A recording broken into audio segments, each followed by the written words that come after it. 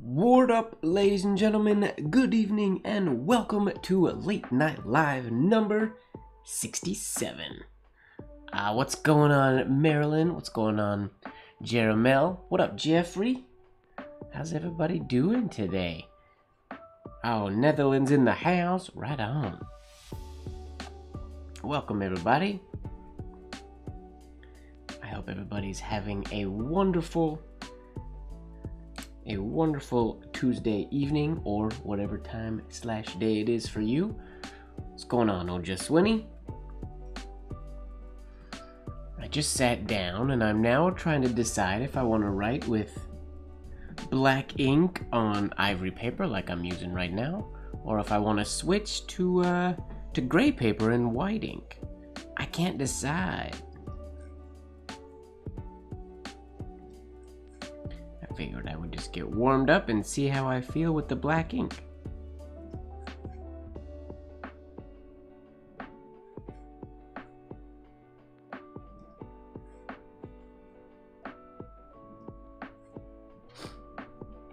Sorry about last week, everybody, for those of you who didn't get to catch a stream because we didn't have a stream.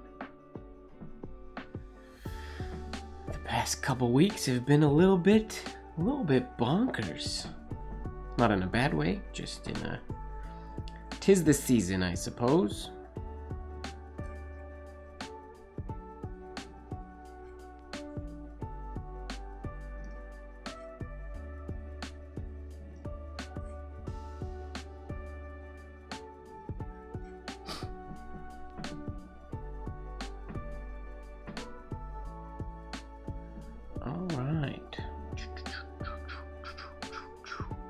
So I think we're just gonna have a random writing day today. I think a little bit later on, I might do there's a carving project, a paper carving project that I want to do, and I figured maybe I will tackle it on stream, perhaps?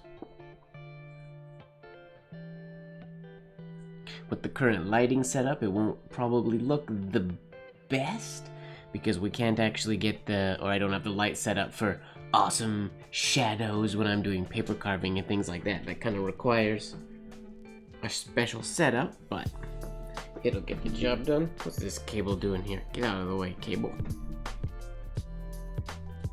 I guess I will ask as usual. Just double check with everybody that the music and the audio levels sound good.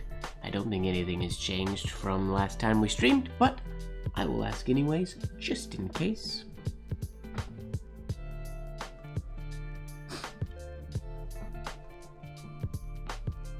All good. Glad to hear it.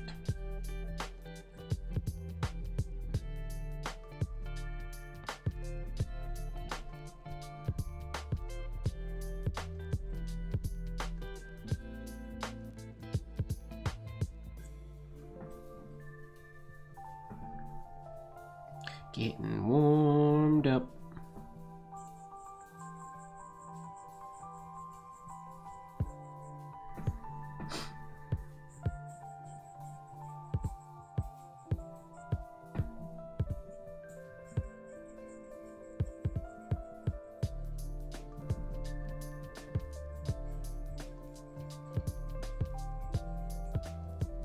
I don't know if my tripod is slipping or what's going on, or with my camera mount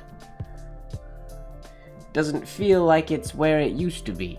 I feel like it's changed since I sat down and set it up earlier today.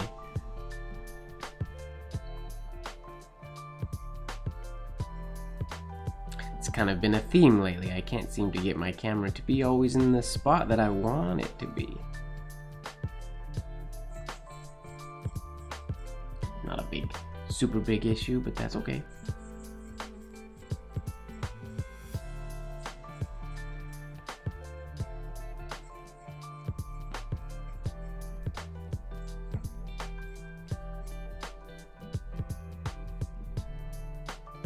Yeah, see, I'm already behind my face. That shouldn't be the way it is. Let me get a good... I should be writing right here. Okay, I'm gonna set the camera up so it's set up right there, which is what I did. I feel like not that long ago, half an hour or so ago, but it is not there. So either it moved or I set it up wrong. Camera shift. Un momento, s'il vous plaît. Momento, whoops. Un momento. S'il vous plaît. Move our camera over here.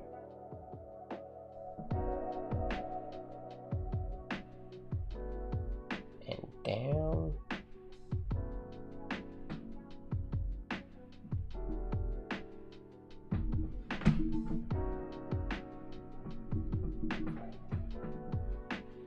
Should that be good? Horizontal lines approximately right. That should be good. Let's get our focus rocking. Can zoom in a little bit more. Now we'll fix our focus. Booyah! That should be good. Did I move my chair? Well, no, I mean, I never really, I can't really, I mean, I can't say I can't move my chair. My chair moves a lot, but because of the setup at my desk, my desk has two little pieces that come down at angles underneath, and they literally sit on my, that's just basically right on the sides of my knees. So I'm always centered at my desk, primarily just because my desk is super small and I hardly fit under it. So I'm always in the same place on my desk, which is why the face cam is always in the right spot. But because there's so many angles and different things, and also probably some days I think I probably write a little bit farther away, some days I'm more comfortable writing a little bit closer. Sort of depends, I think, a little bit. And that's the one setup where before the stream I always set it up to where I think I'll want to write, and it's never just quite exactly right. But if you go here, then I should have a little bit of space. Should be a better spot, I'm guessing.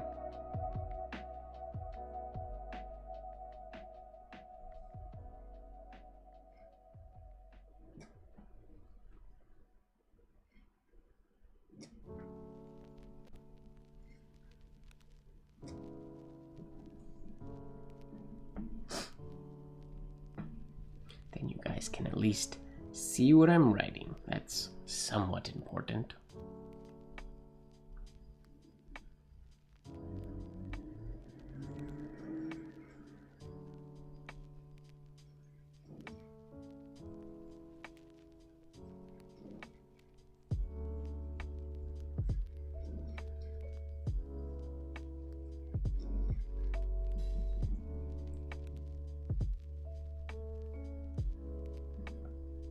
Ooh, that sounds quite fancy, Marilyn. What are you going to use it for?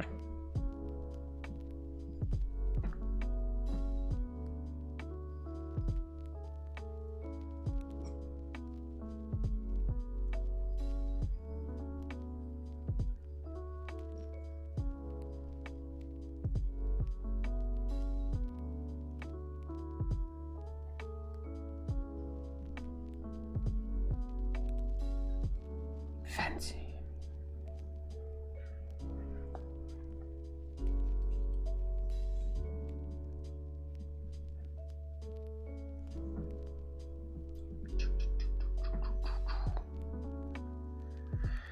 Oh, I haven't really written much in the past week. I'm busy with other things. I've been burning leather and doing a lot of designy type things. But I haven't been writing all that much, which is bad.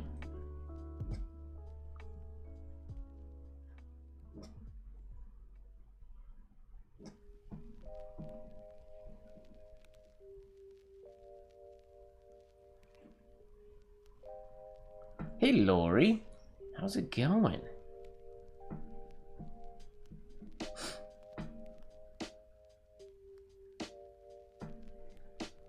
All sumi for the month of December. Well, that works.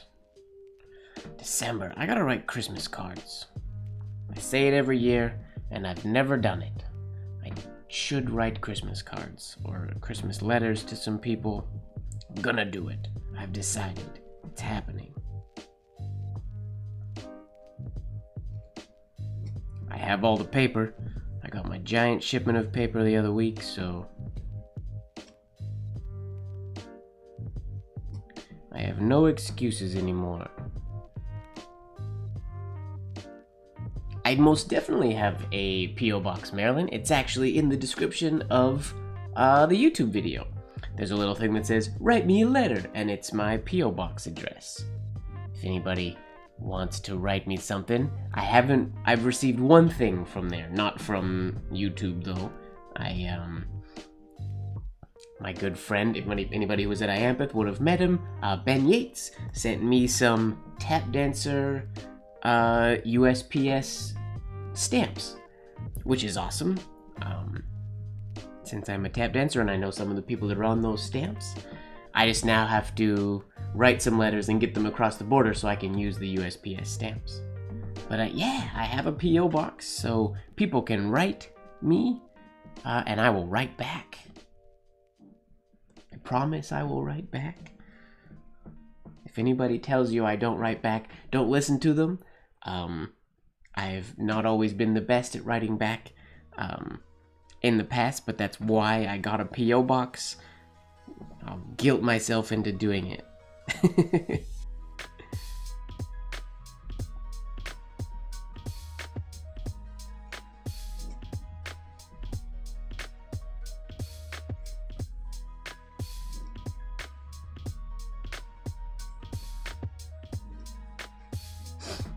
I've been thinking a lot about, because he's imaginary. He's not imaginary, Ojaswini. He's not. Leon is still missing. I mean, for all we know, Leon might be here. He might just be hanging out, watching the video. It's always possible. I'm pretty sure we've talked about him every single week since IAMPETH happened.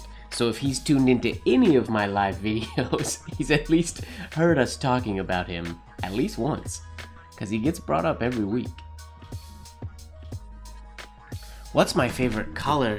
That's tough, because it kind of depends on the thing. If you were to look at my apartment, wood is my favorite color. Wood's not really a color. As far as like colors go, I'm a burgundy fan. Like my burgundy bowler hat is up there. I wear a burgundy hoodie pretty much anytime I leave the house, just because it's a good color. So I like burgundy. I like blue, but I don't have a lot of blue things. But I mean, blue is also like one of those.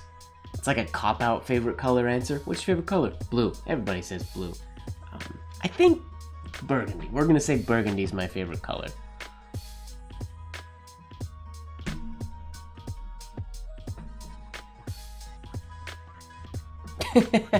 Maybe that's it, Lori. Maybe we all imagined him when we were at IAMPIT.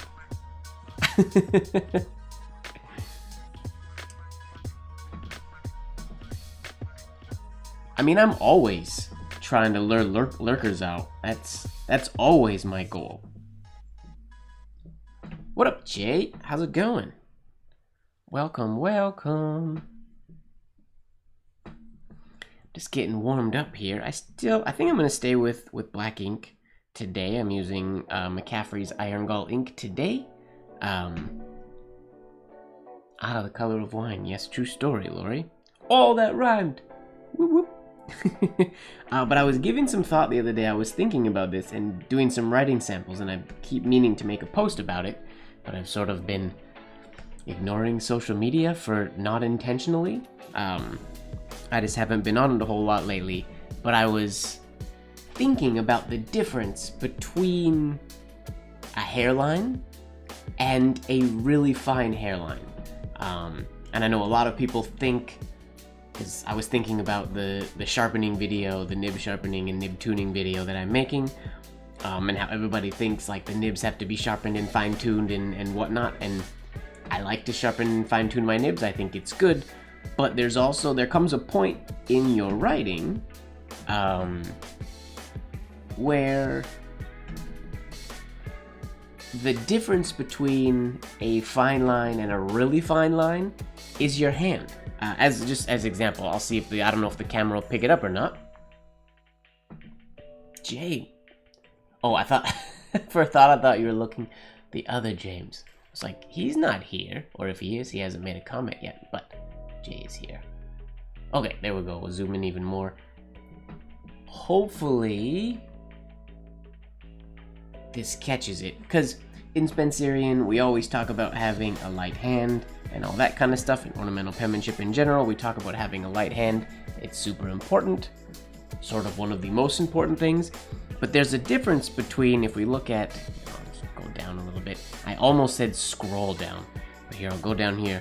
If we do, say this is just like a normal fine line. So I'm just doing a normal fine line here. So we have a decent hairline. It's not we have a couple little accent shades in there, unintentional, but it's a hairline. It's not super thick because my nib is sharpened and tuned, so it makes a really fine line. But if I can now go from that, like you would look at that and think, well, that's a good, nice, fine line. That's what we strive for. But when you study the old work from the old masters, their lines are like more than fine. But the tools they were using aren't more than fine. Like the Zenarian Fine Writer was no finer than the nib I'm using today.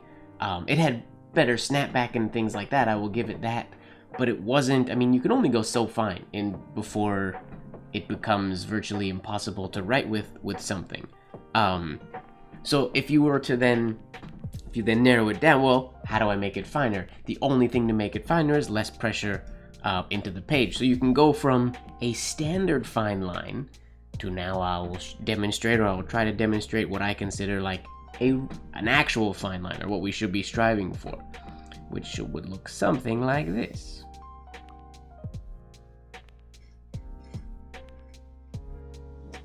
So I messed up my shade, but you can see the difference, right? Like this hairline is here, it doesn't actually disappear, it might disappear in the camera, but the difference between these two, it's not super stark.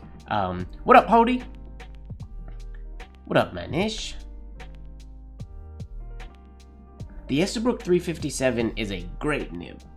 It's a really good one. Hard to find these days because they got really popular a number of years ago, so they all kind of disappeared off of eBay and whatnot pretty quickly. But yeah, you can get with less pressure, ignore my janky going into a shade there, but your hairlines can pretty much always get finer. And there's points in here that could be even finer. And that's where the only way to get that, in my personal opinion, it's not about vertical pressure down into the page, but it's literally about letting go of your holder. You're going from a grip on the holder to almost no tension in the holder whatsoever. So you're hardly even, I mean, literally it's just sitting in your hand, which you guys have heard me talk about that before.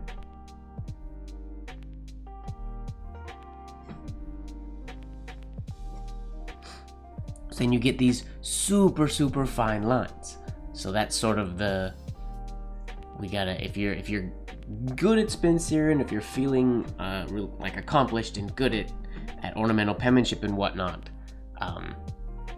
release that pen, relax, and you can get something like this. Even if you're doing slower writing, if you're engrosser script, anything like that, same thing applies. If we're doing engrosser script and we're doing like shaded Spencerian, for example, if I alter my grip and I have this upstroke,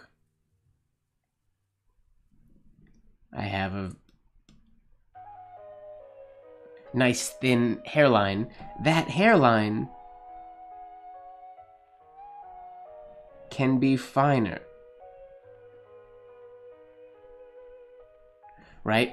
Like it can, I don't know if the camera can actually pick up the difference between those two. You can see a little bit, this one versus this one, these upstrokes, they can be finer. Just by, and it's not a hard thing to do because it's, you're not having to regulate how much you're pressing into the paper. You are just regulating the grip you're pressing into the pen. If you just relax your hand on the pen, it's not required. Obviously, it's required when we add the shades, but it's not required. I've been giving a lot of thought and a lot of experimentation to that lately, because I never really realized until recently the difference between just like standard hairline versus a loose grip, fine hairline.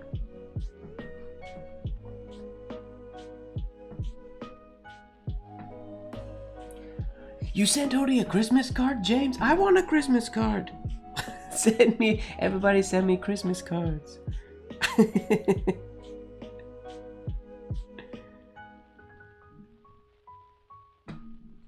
My P.O. box is in the description. Feel free to send me a Christmas card too.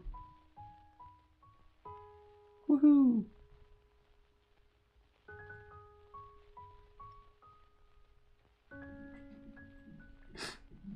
Alright. Yeah, because the cool thing, like, we talk about you need movement writing to get really nice hairlines and blah blah blah. That is the same as my movement writing hairline. And it's just accomplished by taking my pressure off of the pen and just letting gravity do it. Or if the super skilled, which a skill that I don't have version is what was referred to as the butterfly touch, where you then are able to skate the nib in an upstroke technically off of the paper, so that the ink is just connecting the paper and the nib, but the nib isn't actually touching the paper. It's like the fabled mystical butterfly touch, which, I mean, in theory it's plausible, but it's basically impossible.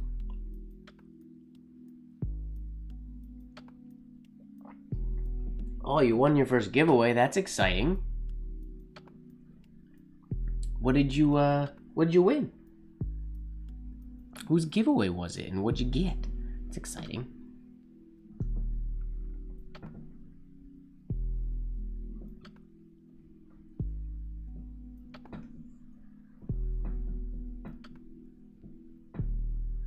Ooh, sparkle pen. That's fun. Congratulations.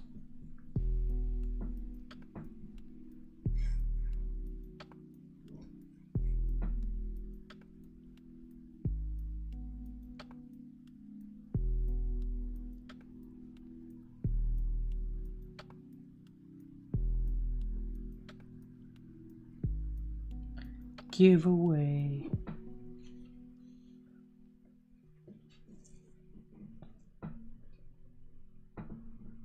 What up, Giancarlo? Welcome, welcome.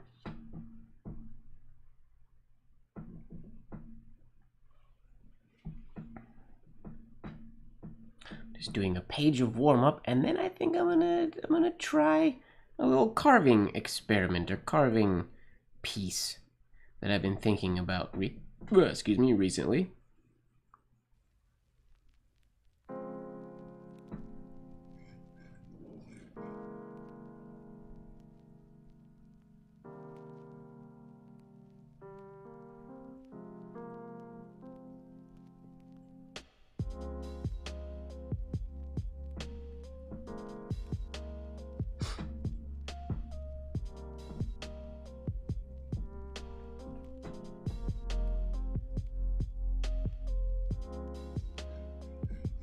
Whoops.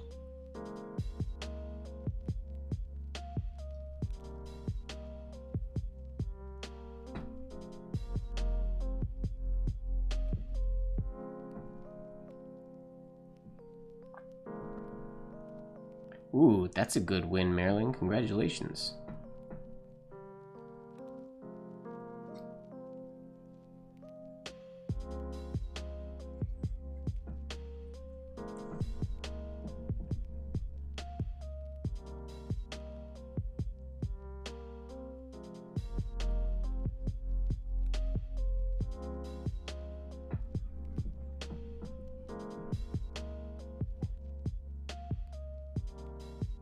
Fell apart.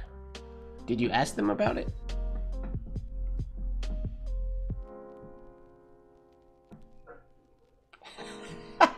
Jay, you or the real James? That's funny, you're both the real James. Yes, I'm just used to us calling you Jay, and then James.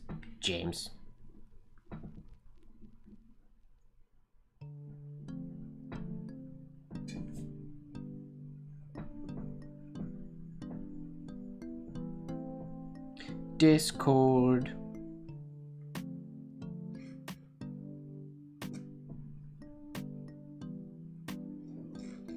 It's a weird way to do a capital D.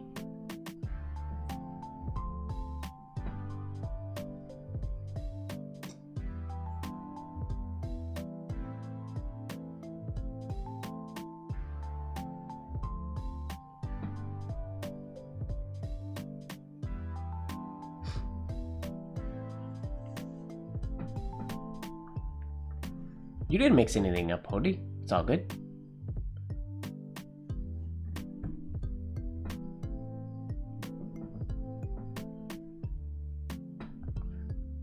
What up, Gary? Welcome to the stream, Gary. Let me get a new sheet of paper here. I'm gonna do another page of writing because I'm enjoying the writing lately before I get into some carving. Oh, paper. Loving this new paper that I got in the mail. Stoked on it. It is the same paper that is in my landscape journals. That now I can use for practice, and I have a whole lot of it, which is awesome. So I don't have to worry about running out anytime soon. And great for correspondence and things like that as well.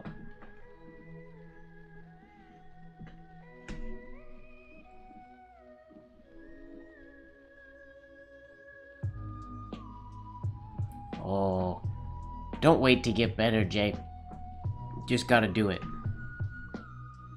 If you wait to get better, you'll get better, and then you'll want to just wait to get better. There's no point in waiting. You just gotta do it. Create pieces, create writing, write correspondence. It's practice in itself. And the coolest part about correspondence, just writing, is, and this is one big reason why, unless I do like a major epic fail, when I write letters, which I do write letters quite often. I know I'm not the best at correspondence all the time, but I write thank you letters to people who order blotters and to things like that all the time. And when I write those, they're not always perfect, but they are an accurate representation of my writing at the time. They're not being written to be published or anything like that. They're just being written. So just write. If you were talking to me, if we were in person having a conversation, you wouldn't like pre-screen your conversation to make sure your words are always coming out eloquent and beautiful and things like that. No, be human.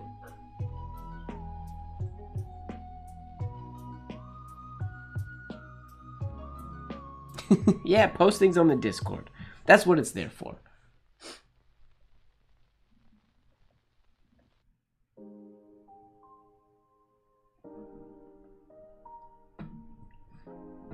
You just gotta do it. I think that kind of goes for a lot of things in life in general. I don't want to be super philosophical or anything, but if we always wait, we can always get better. Like, if I was writing a letter to somebody whose name started with a B, and that was the way the B came out, with the second shade hovering over the baseline like that, I could scrap this piece of paper and not use it, or I'd just send it. Because it doesn't matter that much. Now, if I was writing for something to be published, then I would want to redo it and things like that to get the letter looking exactly like I wanted to, but that's just too much work. Just write it. Mistakes are great. Mistakes are human, and we are human.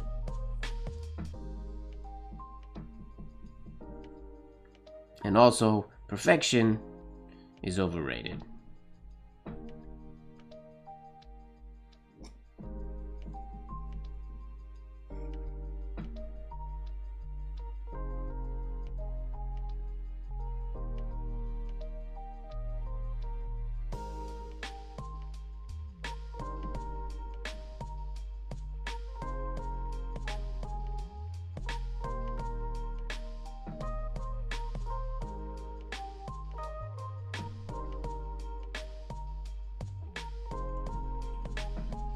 Is overrated one word or two? Why don't I remember that?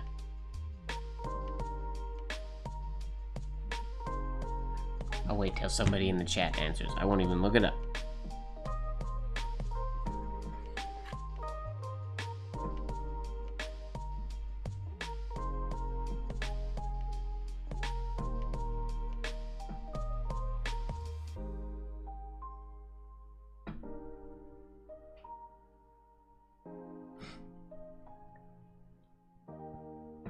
Overrated is one word. Perfect. Thank you. Thank you, Z Ingram. Z Ingram? Remind me if I'm mistaken, but I don't believe I recognize that name in our YouTube chat. Are you a new chatter to our YouTube chat, Z Ingram?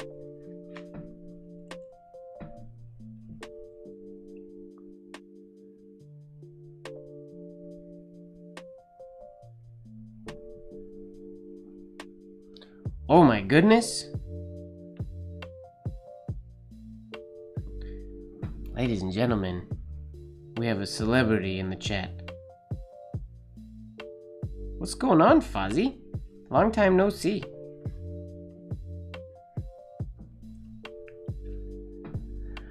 Oh, it's been a long time since you've been on the live.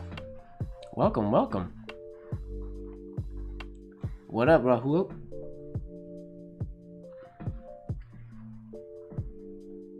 Not new, just been a while. Okay, perfect. I apologize if I'm forgetting, but nice to have you here.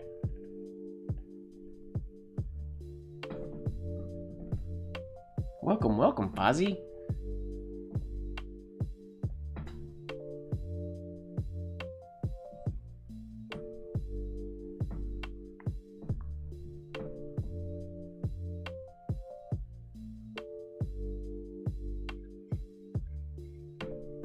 Ooh, there's a good example. Oh, I was off the page.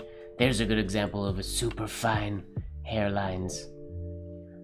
The real Leon is real? Yes, the real Leon. Whoa! Is that the real Leon? Oh, and my mom's here now. Whoa! Is that the real Leon?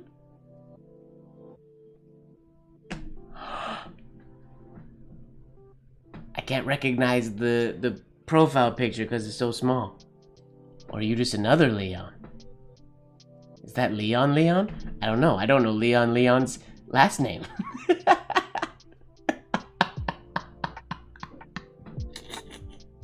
Oh, this is so ridiculous. What's going on, Mom? Welcome. Welcome to me writing random things.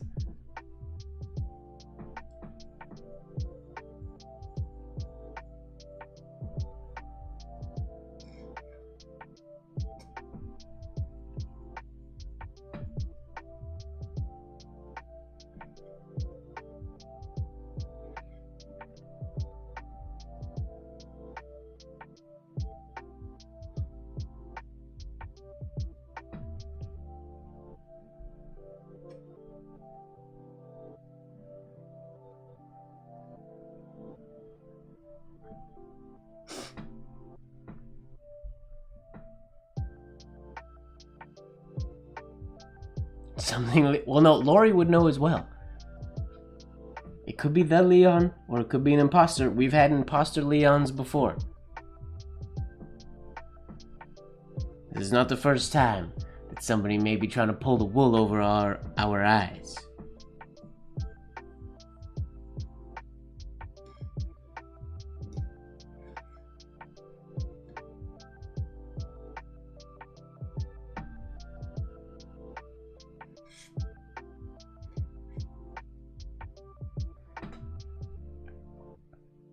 That's why I'm not buying it. It's a big controversy now. It's a conspiracy. Well, I could make Christmas cards next week, maybe. I kind of wanted to... It might be too late to get them all printed and stuff. I was debating getting some cards printed. I can't print on my thick carving cardstock, unfortunately, because it's too thick to go through my printer. But I'm trying to find somebody that can print on the really thick cardstock, and then I want to carve into something with pre-printed stuff on it. Well, Fozzie, there is a real Leon.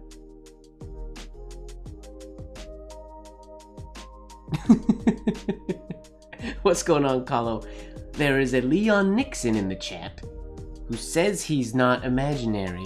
But we still don't know if that is the real Leon or not. We spend more time talking about Leon in these late night lives than we do about writing.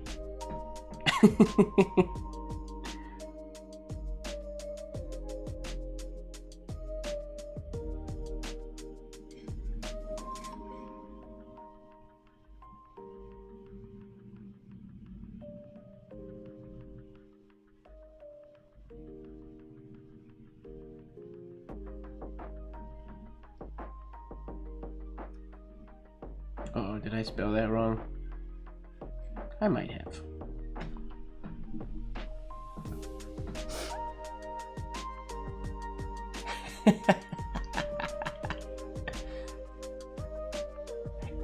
Gary, it might be. We don't know. Nobody knows.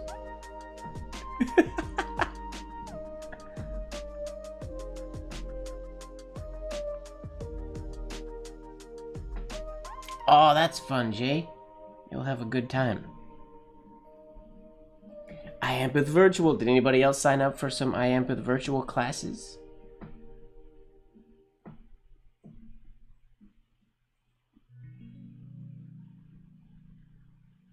It's a pretty dope lineup of teachers and demonstrators.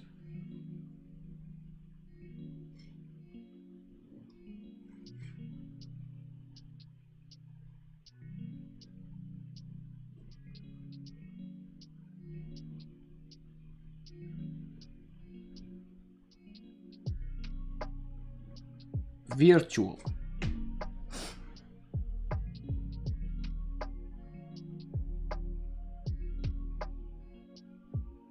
Oh, that's soon. That's in 2 days.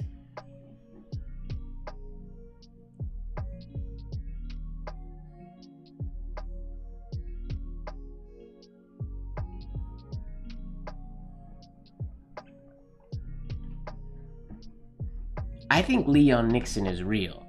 I just don't know if Leon Nixon is the Leon that we talk about all the time. That's the part that I'm not aware of, or that I'm not sure, because I couldn't recognize the profile picture, because it's too small.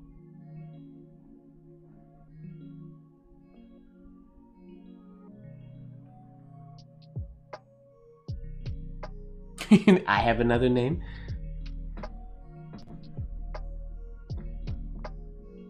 What up, Mohamed? How's it going?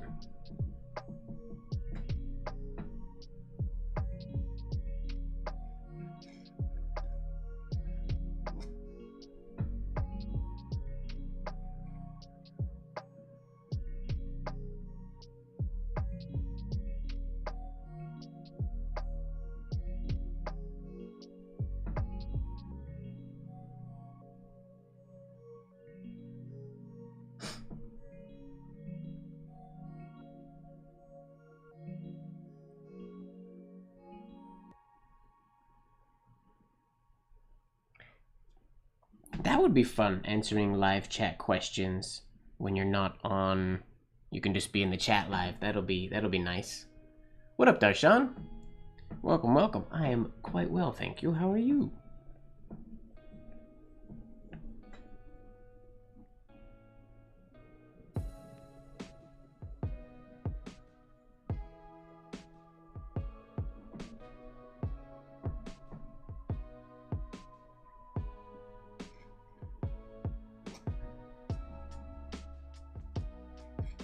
Oh, super fine. Yeah.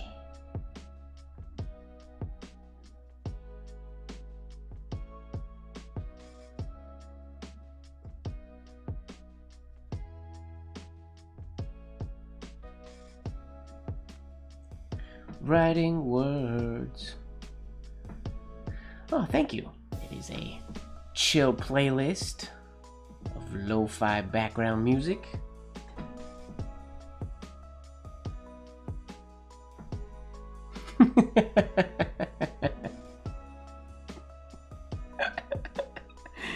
Oh, the Leon mystery. So funny. So funny.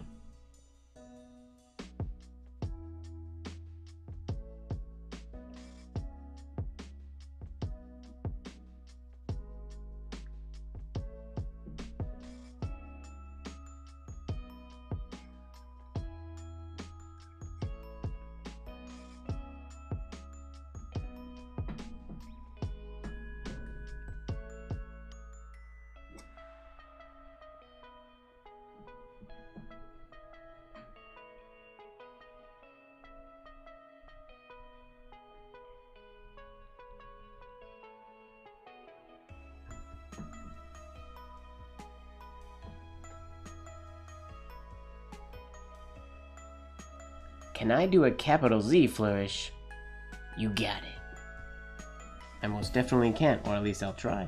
There are many, so you could do a Z, basically any entrance that I would use. For example, going into this W, the shade is different, because instead of doing a stem style shade like on the W, I'm going to do an oval shade. So I'm going to shade all the way from the top to the bottom. But because the direction is the same, any entry that I would use to get into this, which I have, there are many different variations that you can do, work for getting into capital Z or Z, for example. And you can lift in the middle of the Z. Many of the old penmen did. I sometimes do and I sometimes don't, depending on the entry flourish that I do and depending on how much my arm is already stretched if I'm running out of space. But I could use just like the classic. You can start at the baseline and add on the tail like so. Or you could do the compound curve entry, like so. Or because you have this curve, this can continue. You could do a oval, a horizontal oval into a compound curve entry.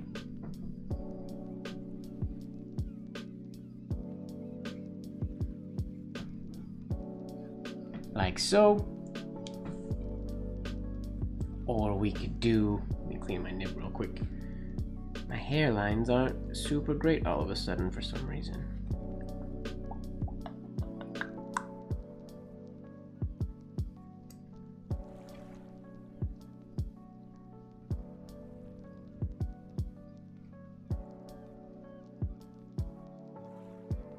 Come on, little fiber that's in my nib.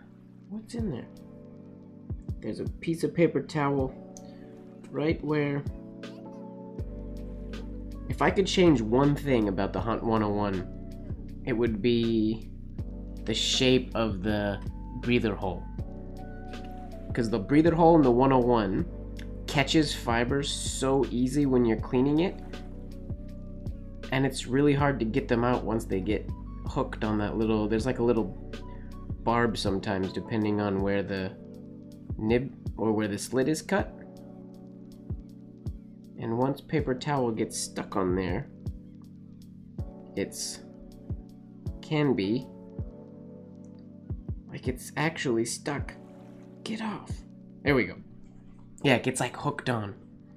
It's my one major annoyance with the Hunt 101. Okay. Now let me continue with these entry ovals for the Z. So we can then, if we did the single oval, we could do a double oval with a compound curve entry for the Z.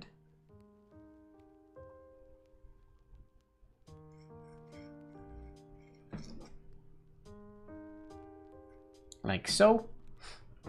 Or we could do a simple horizontal oval into a compound curve entry, but not looped all the way around. Those words are way more complicated than this actual entry. Just something simple like this. Like so. Lots of options.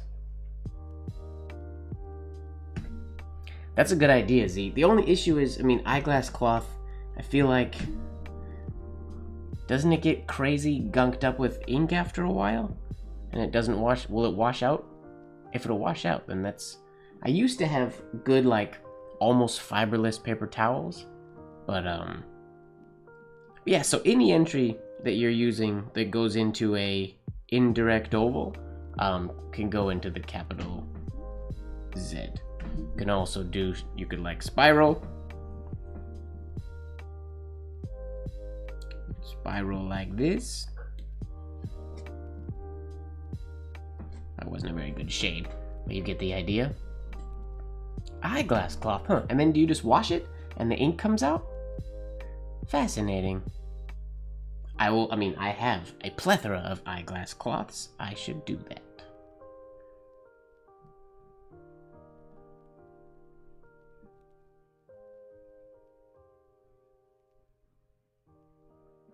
Right, I guess acrylic ink. But so Sumis and iron galls should just wash out, right? Wait, would Sumi wash out?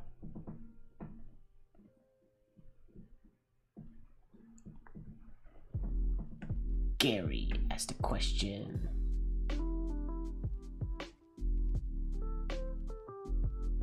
How do I do the angular corner shade at the bottom? Oh, so you're talking about when the shade comes down and it's nice and curved on the left side, but more angular like that on the right side? That's probably the shade that gives most penmen, I would say, the most trouble and takes the most amount of work. The way I like to think about it is my main focus, as far as my movement, is on this left tine. This undercurve right here is coming down on that undercurve.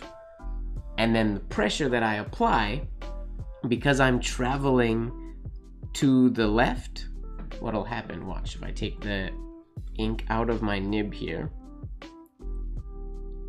so long as I maintain that rapid drop to the left, so long as I do that, as I press, my right tine is going to continue down along the slant line. But it only works if I'm still traveling to the right.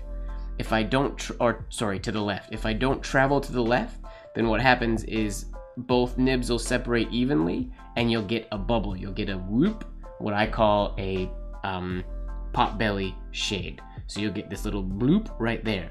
But if you continue traveling this way, then as you apply weight, the right tine will just continue down, and then as you lower weight, as you maintain, or as you release your pressure, you're going to release up, and it'll taper along the slant line.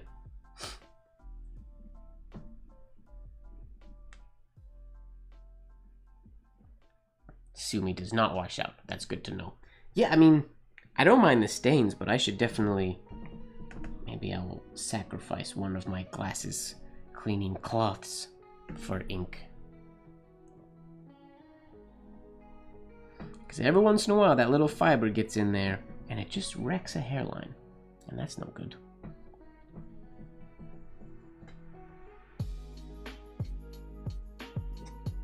Yeah, so you can see if as long as I travel as I'm going to the left,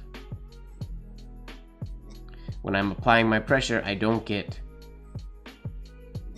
that, whoops, I don't get that potbelly shade. And then it's just a matter of, to get that asymmetrical, because some people prefer to have a shade that's more evenly curves, and some people like it to be very much, that's extreme, but they like it to be very asymmetrical on the bottom. So it depends what look you're looking for, but to get the two, it's just a matter of when you release your pressure and whether you're tapering up or whether you're holding it down longer and then going up faster.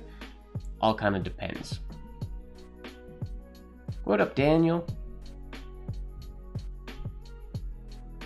Well, it sounds like everybody uses glasses cleaning. Well, you know what?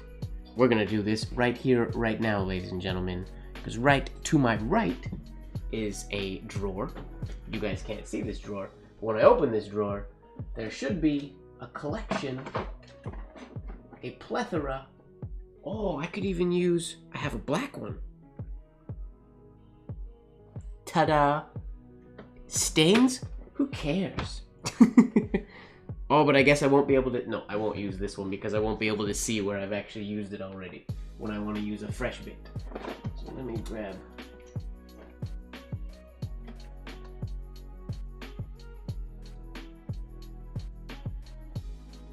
There. This one will be my sacrifice... Oh, I've never done this before. This feels wrong. Glasses cleaning cloth. Well, there's no ink on my nib anymore.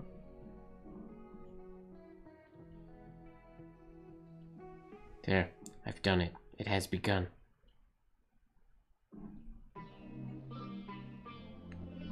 I've thought about it before, using micro mesh or using microfiber cloths and things like that. I've just never done it.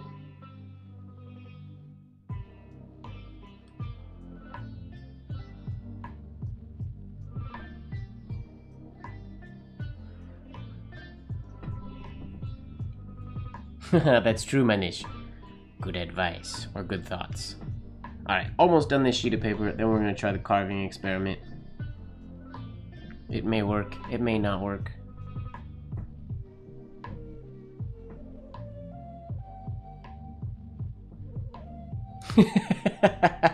No, the word, Jay, the word you're looking for, not musician, hoarder. It's the word you're looking for. I have a little bit of everything in my home here. So I got most little bases covered when it comes to random stuff like that. And because I live in a very tiny home, most of the things that I own are within pretty much an arm's reach of me. Magic Mike. Where was I? I was at a workshop once and they called my pen and meet MrMGWard. Was that in Hong Kong? Can't remember where that was. A long time ago.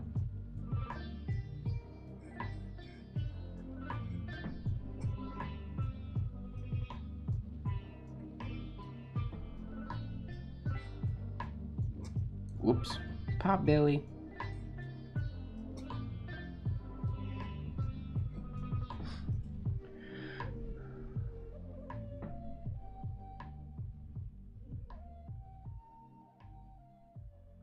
Two seconds behind, Fozzie. Don't be behind.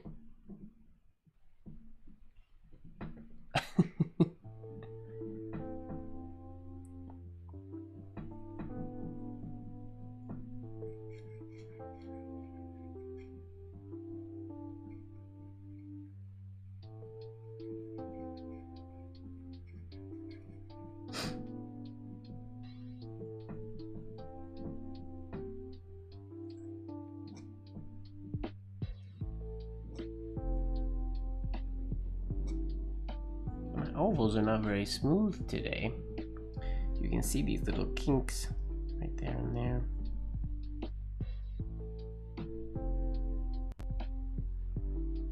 Oh, Laurie, really? Really, Laurie? Did you have to?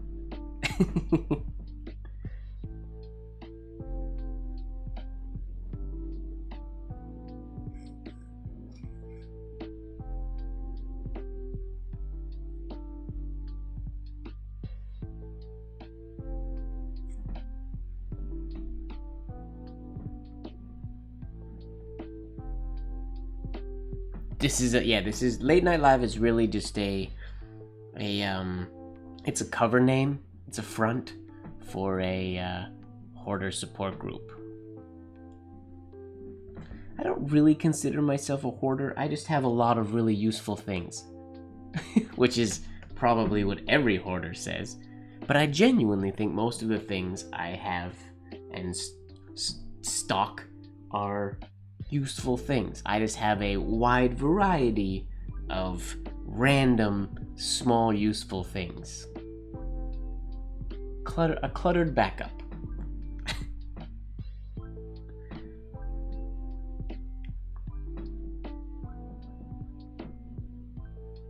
Gotta think of we need to think of a good catchphrase for a t-shirt for not being a hoarder, but being a something. We need a clever name for the penmanship and calligraphy folks that aren't hoarders, but just have a lot of this stuff.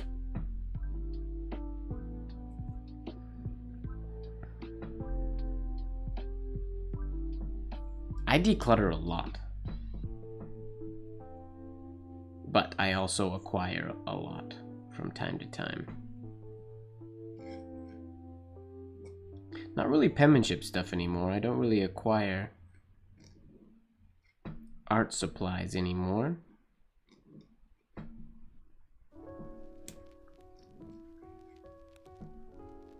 What's going on? That bottom shade isn't feeling good.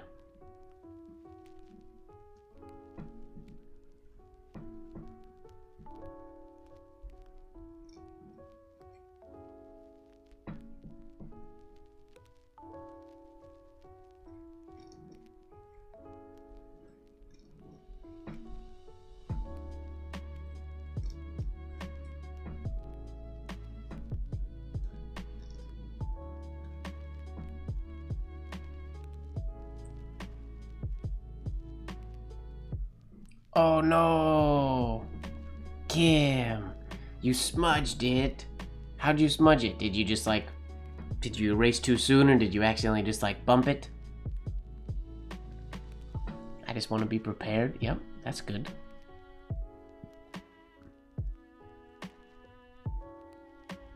I think, Kahlo, I don't think you're alone there. I think that's one thing that a lot of calligraphers and penmen do when they get started. I think people acquire a lot of nibs because there are so many, an overwhelming number of numbers of different kinds of nibs and things like that, and nib sellers and stuff like that, that a lot of people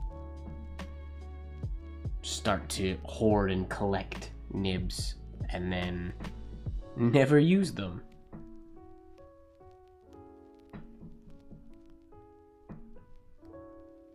I was like that. I was pretty selective about the nibs that I picked, but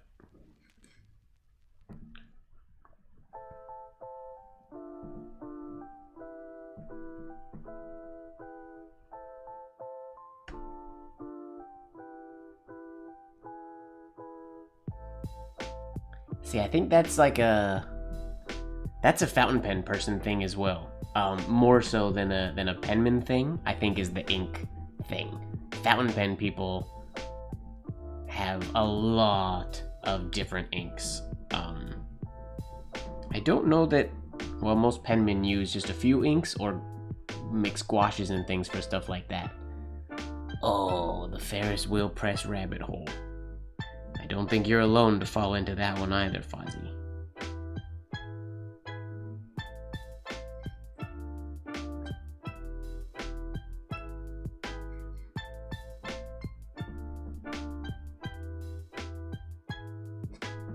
Whoa.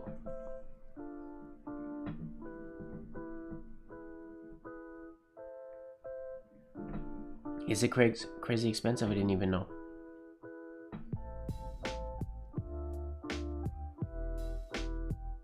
Jay, you say your hand isn't light enough to handle the 101? What do you mean?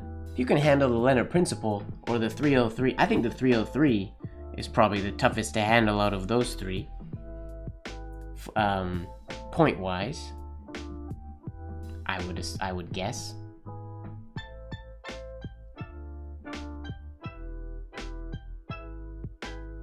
It's very true, Daniel. I think for penmen, it's less about the colors and the shading and the things like that. When we're writing, it's just about a good ink that gets the job done. Whereas for fountain pen users, there are so many different colors and tints of colors, and when they go on but they dry, and there's different shade styles when they dry and things like that. So I think, yeah, there's the world of fountain pen inks is a vast one.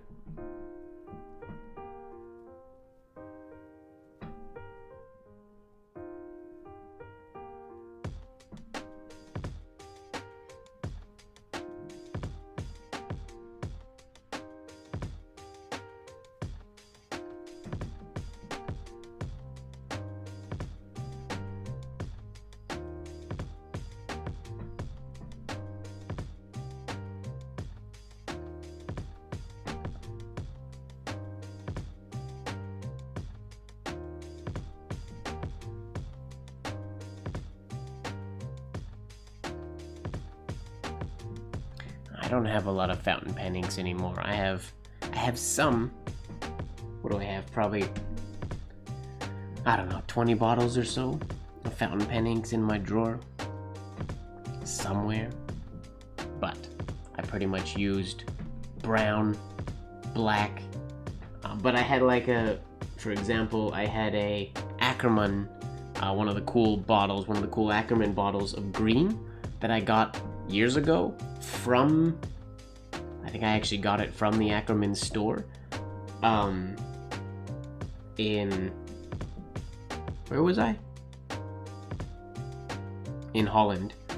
And I've never used it, never even opened it, except last week I had to write a Hogwarts acceptance letter for a friend of mine's daughter, and of course they mention in Harry Potter the use of green ink, so I had to use green ink, and the only green ink I had was this one, and I totally forgot I had it, but I had it. So I had to add some gum arabic and stuff to it because it was way too thin for the writing that I wanted to do, but it worked.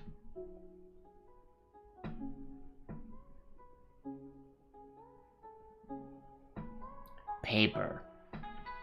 Yeah.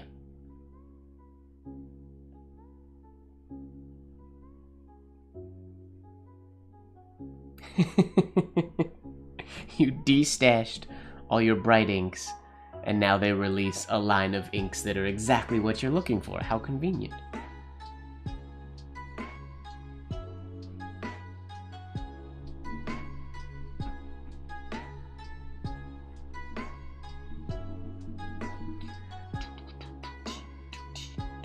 paper's tough, or paper with the hoarding. I don't really hoard paper. My issue with paper is that I don't know if paper's good until I get it home and try it.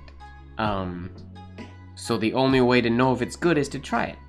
And right now, because there's not, I mean, even at fountain pen shows, a lot of the papers that I want to try, they don't really have.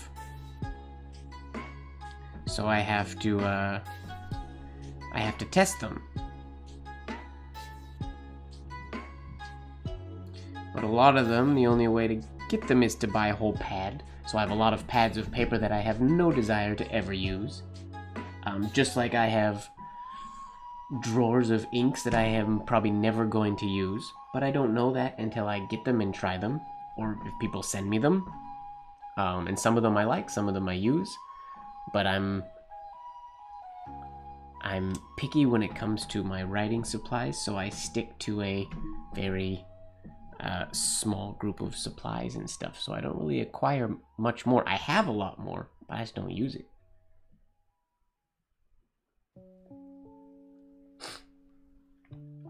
Sweet dreams, Kim. Good luck recreating your piece. I wish you no smudgery for the second run through. Or are you able to clean up the composition so you don't have to redo it? You can just wait till it dries and then maybe scrape away the smudge.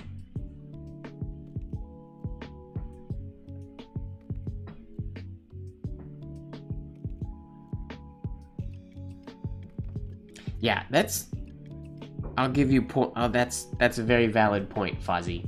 Fountain pen inks stain my fingers. Like, I can dabble and play with penmanship inks all day long and they wash off my hands, but I touch a fountain pen for like 10 seconds and somehow there's ink everywhere. Every time. It never fails.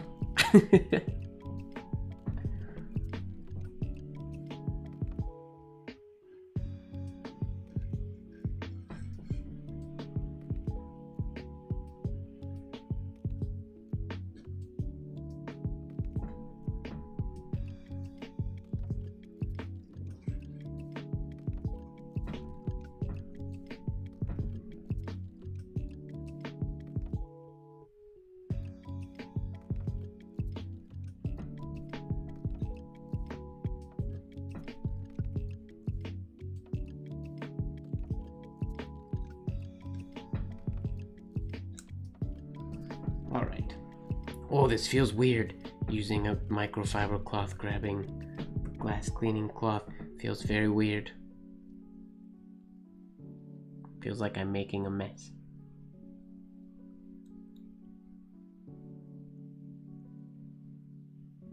Why are you nervous to write me? That's just silly.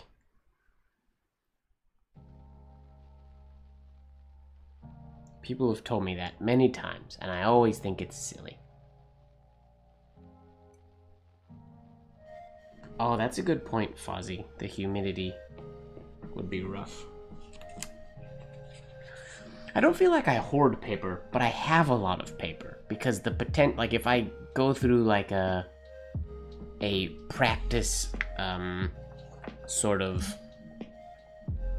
phase, what I mean, I try to practice, but sometimes when I'm practicing, when I'm actively studying and practicing, I go through a lot of paper.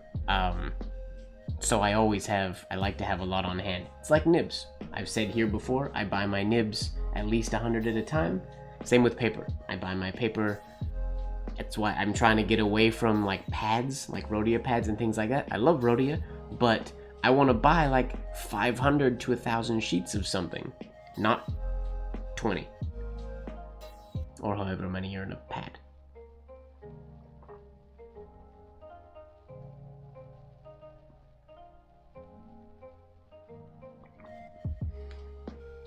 Thanks for coming back, Fozzie.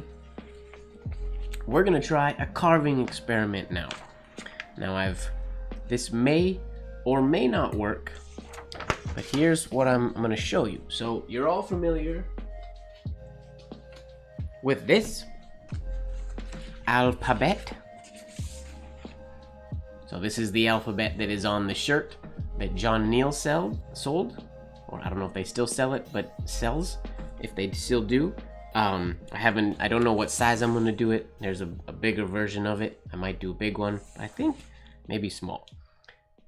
I'm going to try and do a carved version of this, but the only carve is going to be the basically the right side of every shade will be a carved line, and the left side of all the hairlines and the left sides of the shade is going to be what's written. So for today, because I'm just recreating this exactly, and I don't trust my arm to like movement right this whole thing, so what I'm gonna do is use my light pad, and I might pencil it and then ink it after.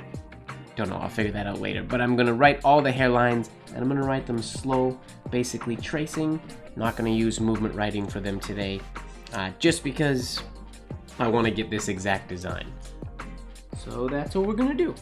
So I'm gonna need my light board, which I've never used on stream. I'm gonna get, here's a stack of extremely thick paper that I'm gonna use for this. Get a sheet of what I'm just gonna call carving paper. Bye, Fozzie. Oh, I think I'm late, but please wish Hero a happy belated birthday for me. I should have written her name. I think I'm late though. Was it yesterday?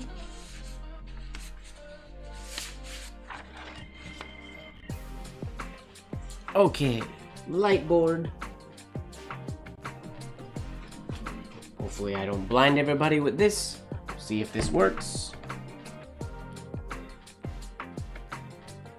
It's Fozzie today. Is it Fozzie's birthday today? Wait, what?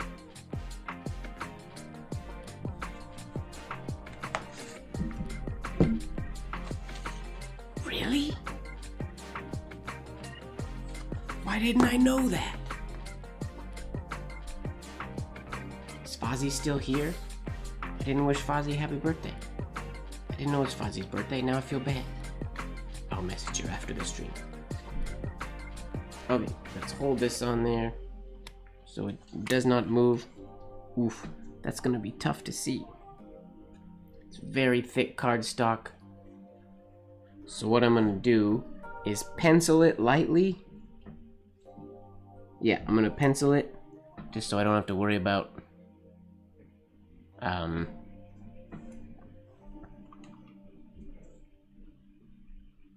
and then I'll ink over the pencil and then I can erase it afterwards. Let's do that. So pencil, super light. Well, hello, Scribble Monkey Studios. Welcome, welcome. Glad to have you here.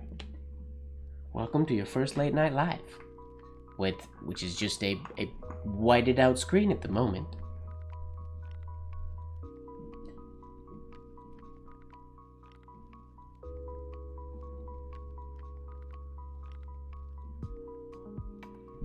Oh, I definitely missed that, Ojaswinny.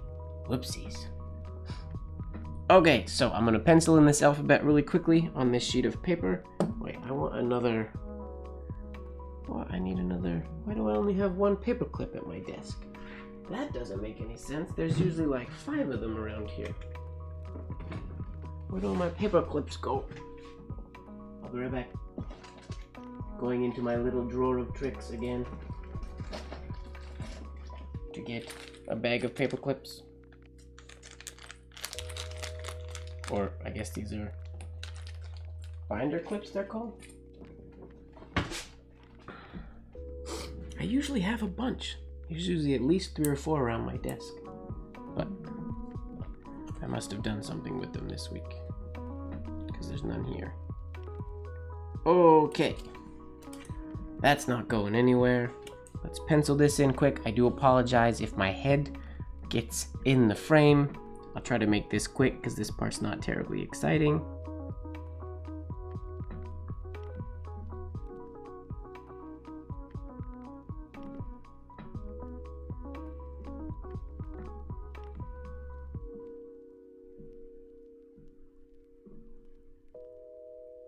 I should have printed this darker.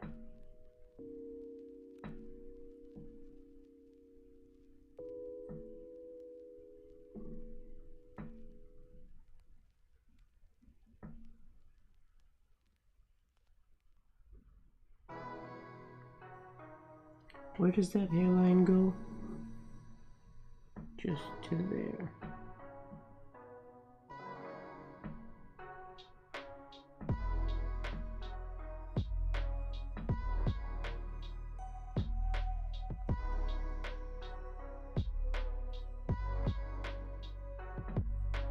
Now the D.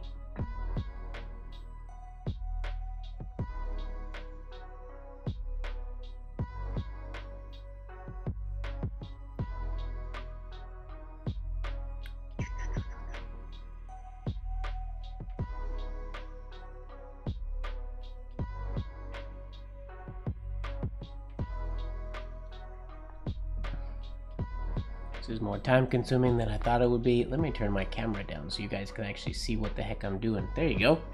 Now you can see a little bit better. In my time zone.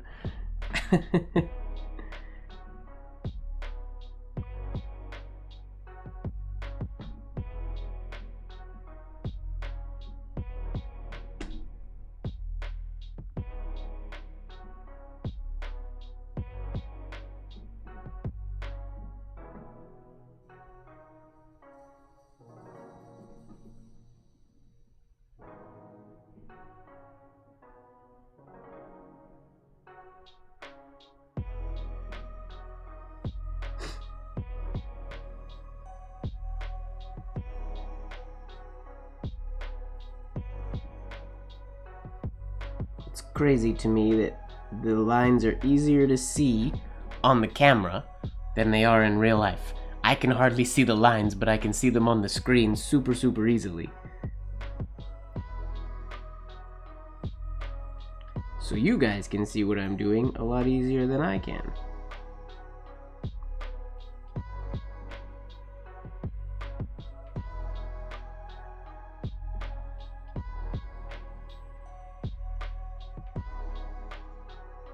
I wanted this experiment to be semi-quick, but it doesn't seem like it's going to be, because this is taking me a while.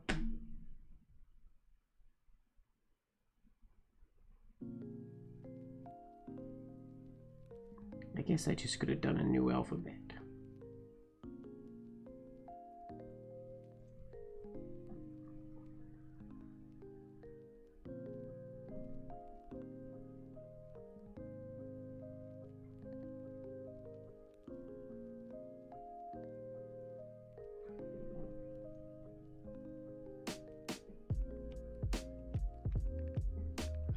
Yeah, I rarely use them. I use them for penciling in things from time to time. They can be very handy, but I never ink on them.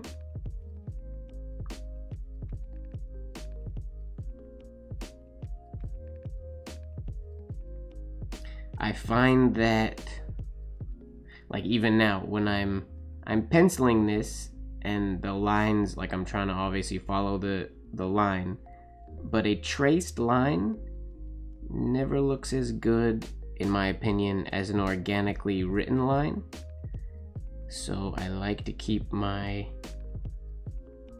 I write, I like to keep it a little more unplanned.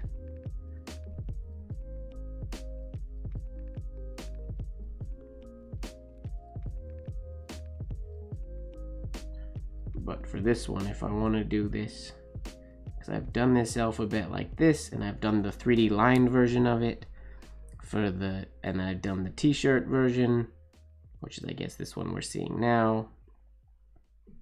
I want to do now a carved version of it. And I feel like it could be really cool. I will show you once the carving is done. I'll turn off one of my lights and I'll try to get the shadows going, because unfortunately the lights in here aren't set up best for demonstrating carving, because you don't get intense shadows and things like that. But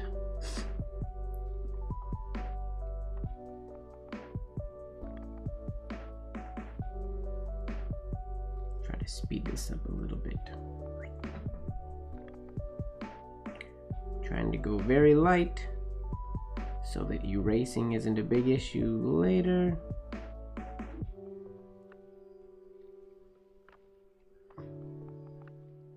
The cool thing about this is there's going to be no actual inked shades on this piece of paper.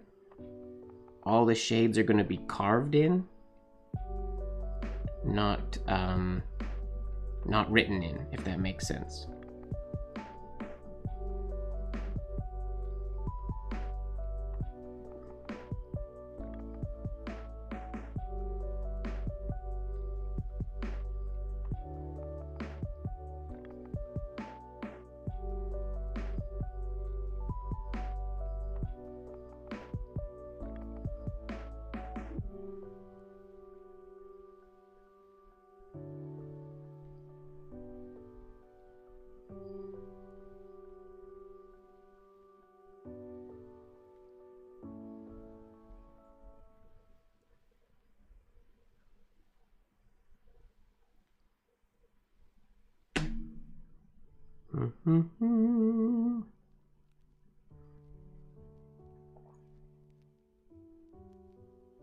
This is a rare stream where you guys get to see me work slowly. I should do a revamped version of this alphabet one of these days. I designed this quite a while ago. And already as I'm going, I'm seeing little design ideas that I would like to change. Or flourishing. The point of this alphabet was to try to make simple letter forms, so none of these flourishes, not like superscription or like when we do signature design and flourishes go into other letters, nothing is connected. All of these letters are self-standing and just crossing in a way where they look like they're all sort of connected. But they're not. It's trickery.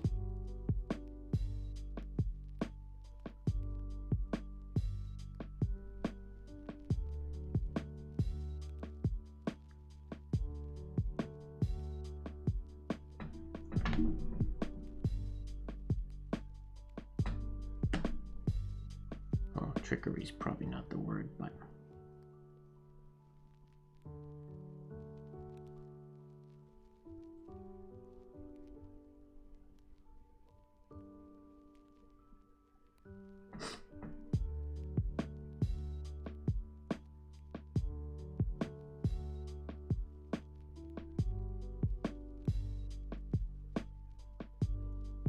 ooh, pointy W. I rarely use the pointy W.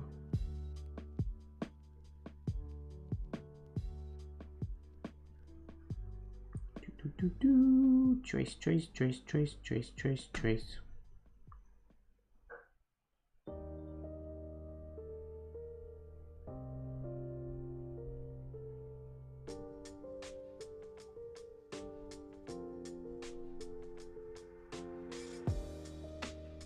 Okay, almost there. Why?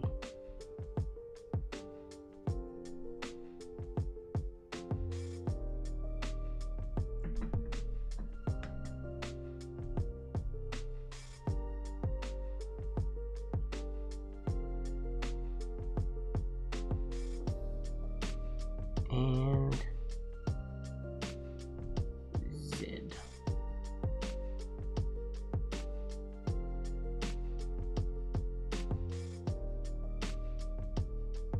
Okay. That's good enough. That'll get the idea across so I can ink it.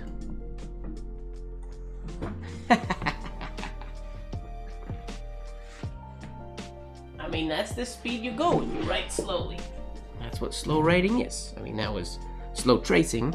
Now we're gonna write it. And I'm actually oh, maybe I'll do this. I might even cheat. If there's ink in it. I don't know how much ink is in this little guy. Oh, maybe not enough.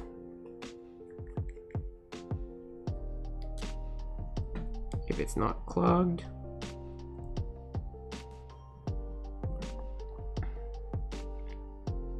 Do I want to use a technical pen?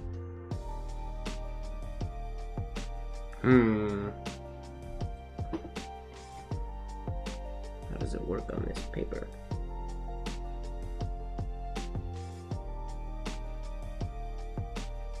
Yep. So we're gonna use a technical pen today, which another thing that I don't believe you guys have seen me use on stream. This is a technical pen. This is a Rotring rapidograph. No, this is an isograph. That's what I'll be using today. So it'll just give me a nice fine line. Where are we here? There we go. Nice fine line. So all my hairlines, they're not going to be as fine as if I was using a nib, but that's okay because this is more of a piece that I want it to be visible than it is a penmanship piece, and I don't want to put extra shades in by accident, so I'll use this just to be safe. And yeah, this is the 0.13. I don't know if I've mentioned this on stream before, but fun fact for anybody who likes isographs or wants to use isographs or rapidographs, the Rotring rapidograph or isograph 0.13 is finer than the 0.10, which makes no sense mathematically, because 0.13 is a larger number than 0.10. Doesn't make any sense. 10 is the smallest they make, but 13 is smaller than that for some reason. I don't know why. It's not very well documented that is the case, but it is 100% the case. If you want the finest Rotring ever, 0.13 is the finest. But know that you have to be very careful with clogging and all that kind of stuff. Technical pens can give people a lot of stress. Alright. I'll try to stay in frame when I do this. My slow writing and my fast writing locations on my desk are different. But we'll try to do this. And I'm going to be hunched down a little bit as I trace these.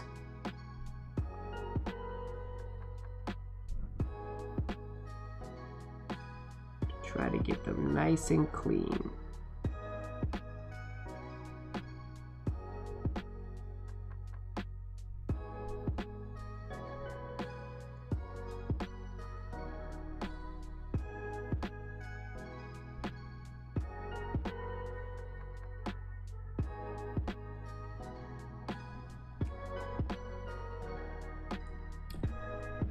Oh, I would rather do this with, I wish I had like baselines.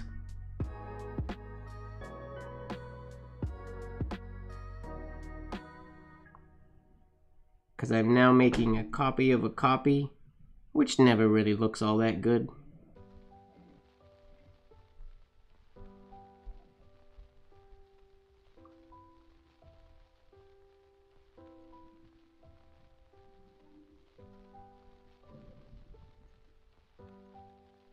Slow writing. People are gonna tune in and not know what the heck I'm doing. I don't write slow. This doesn't really count as writing though.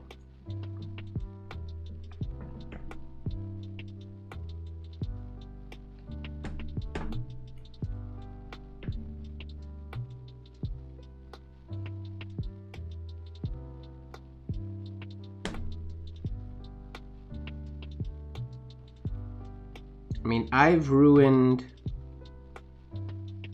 a number of isographs over the years and rapidographs, just forgetting that they're inked and things like that. Definitely happens.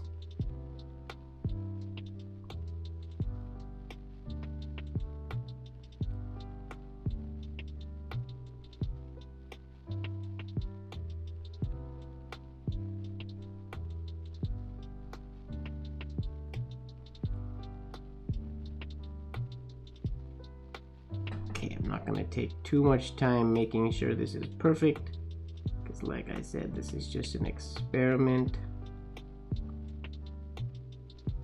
So I'm gonna try to turn off my perfectionist brain here a little bit. Thanks a lot, Devin. Appreciate it. I'm also, you can see I'm kinking my head in a crazy angle so that it doesn't get in front of the video, but that I can still get close enough to see what I'm doing.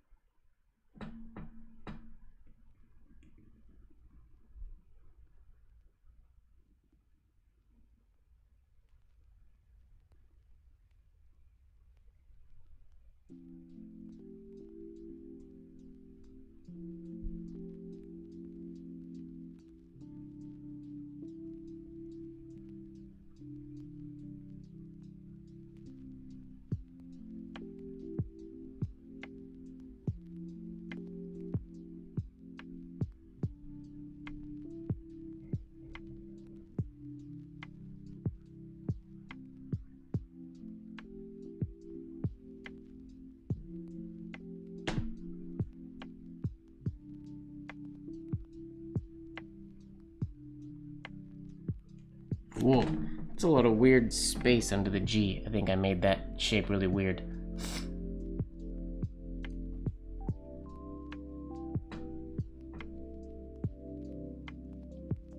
Yeah, I mean, a light box, like I said, it's good for, I would never write on one. So in moments where I need to do like any writing, I would never enjoy writing on a light box.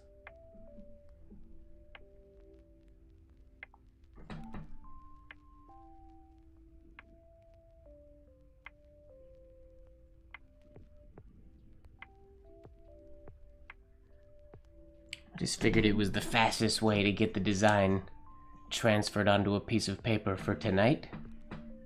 Oh, sweet dreams, Lori. Have a good one. Thanks for hanging out.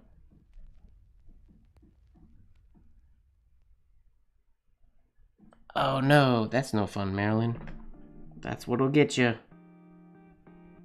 It's those last couple strokes of a piece or of a card, and then we'll mess it up because we stop paying attention at the end for some reason.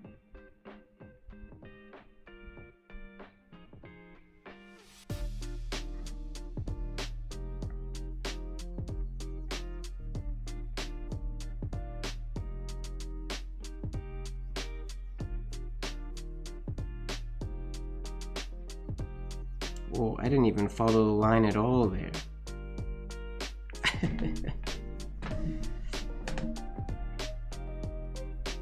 Don't mind me, just off doing my own thing here.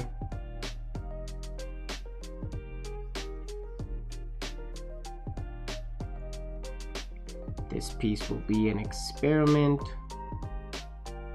and if it works, I will make a better one.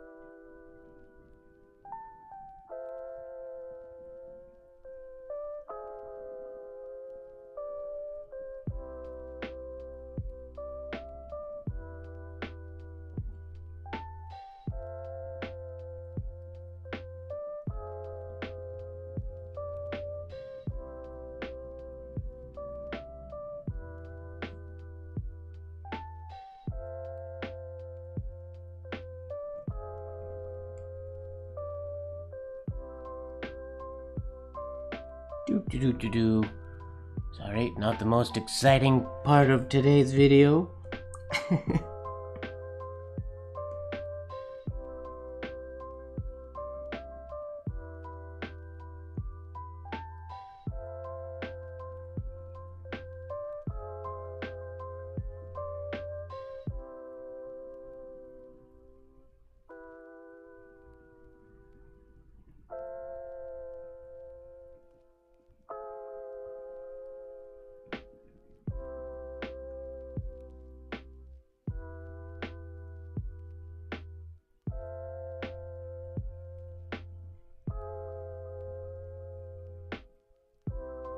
Starting to think this would have been better with just a free-handed hairline alphabet. Oops.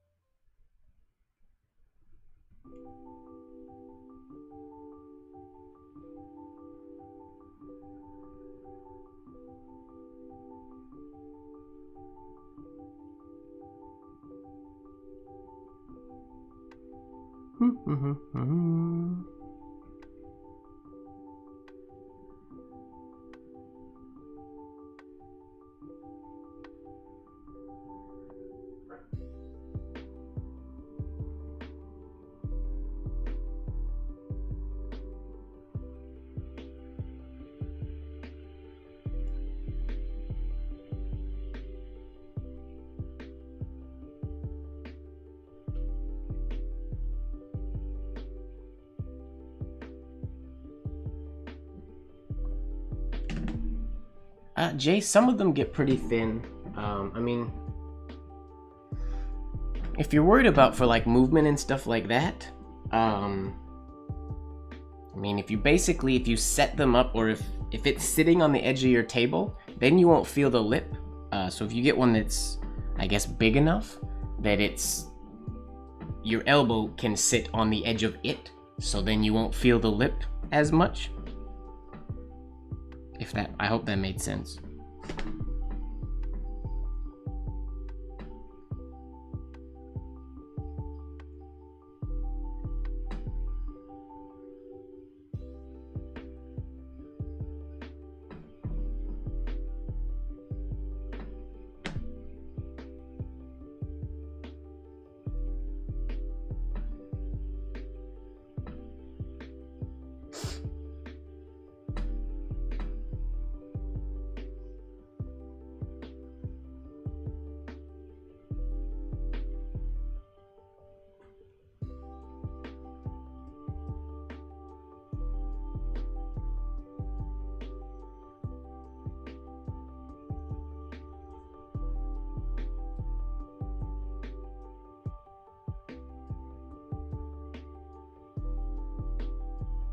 Almost there, ladies and gentlemen.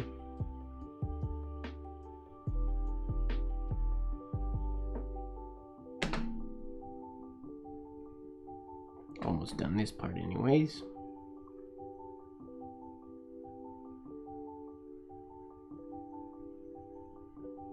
And then we get to get the knives out.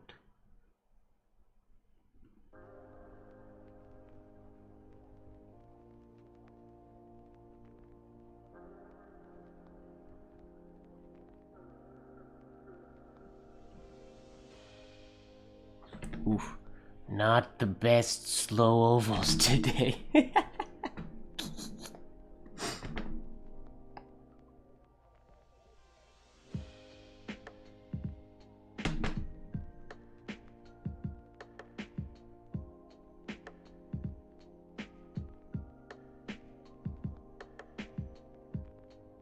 Slow writing, like fast writing, requires practice. And I do a lot more fast writing than I do slow writing, so my slow writing is very out of practice, which makes sense.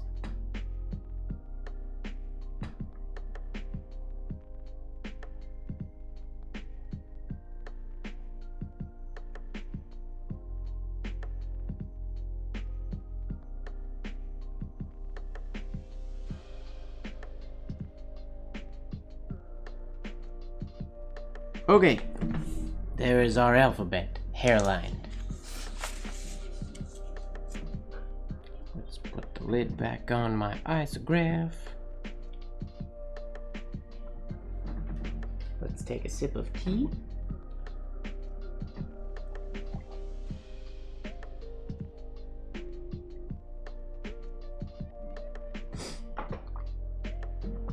I'm worried that I might have to get a new light board eventually here. Mine has started to flicker sometimes. As I'm using it, the light itself flickers, which is rather annoying. Okay, let's erase our pencil lines because we don't need those under there. Really quickly. There should be no smudging because it's just hairlines. Now, if I was gonna do this, like, this is like what my Christmas cards would be like. If I did Christmas cards like this, they would be, I would then get something like this printed.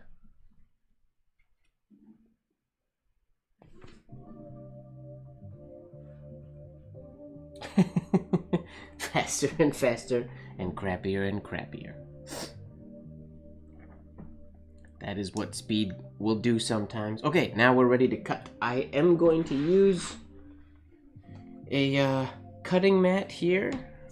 I shouldn't go through, but just in case.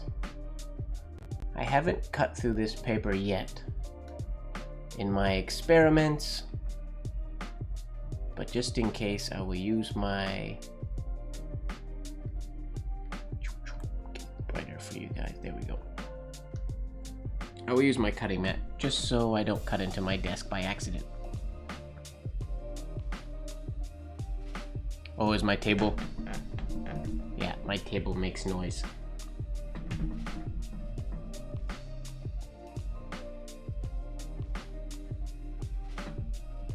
Okay, carving time. Now, do I want to use... I gotta decide what blade I'm gonna use. And yeah, probably I would either use this scalpel with a number 10 blade, or I don't have the right blades for this one, but I got this in the mail not long ago. This little jackknife, but it's a it holds a scalpel blade, which I might use this one today. I have better blades coming in the mail for this one, but this is gonna be my my go-to carving rig with the larger version of the number 10. It's like the number 23 or something. They can fit in there. But so now we just carve the shades. Do I want to use this knife?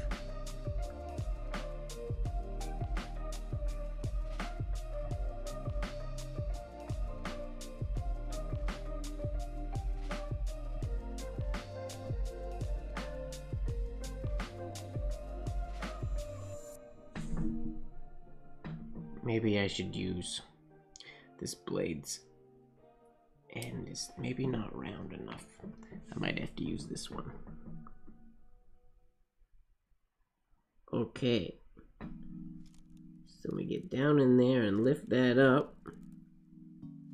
And like I said before, it's going to be hard to see because of the lighting, but if we go far enough, it should cast a shadow.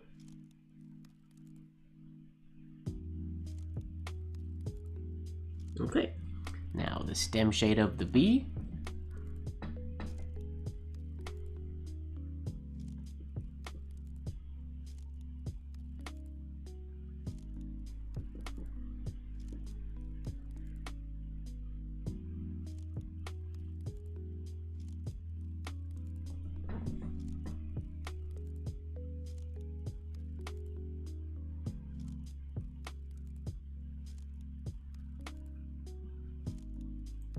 That up. Now the oval shade of the bee.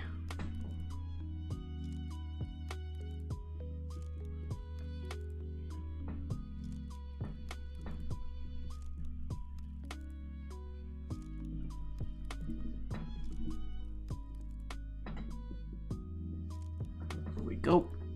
See, I'm kind of rotating the paper as I carve into it.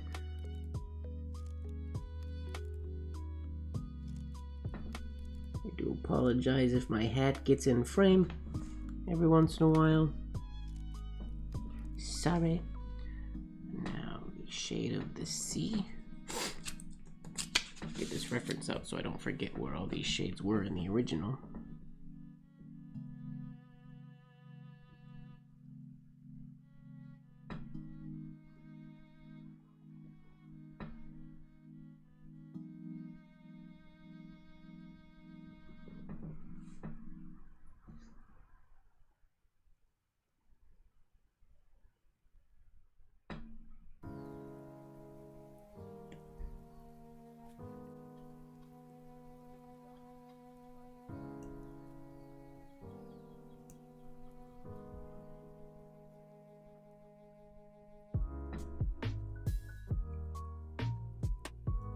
Go. And now the shades of the D. Oh, I have a feeling like I might have traced the wrong side of this shade on the D, but that's okay. We'll make it work. First one and second one.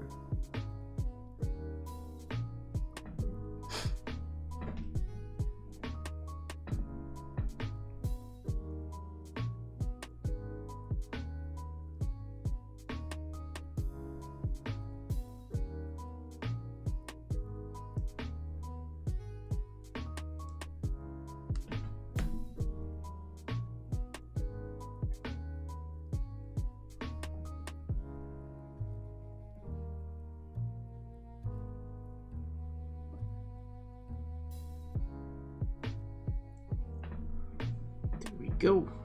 Now the E.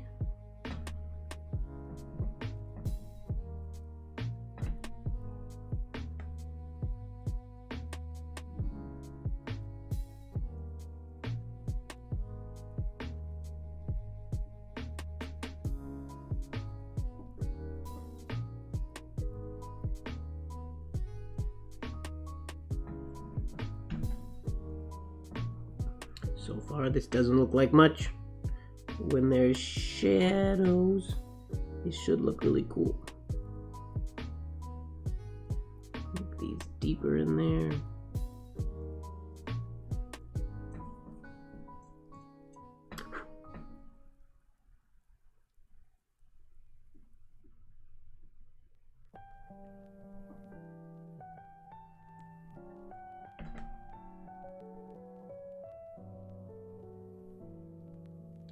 I don't know if I'm bringing those up quite enough, but now the F capital stem.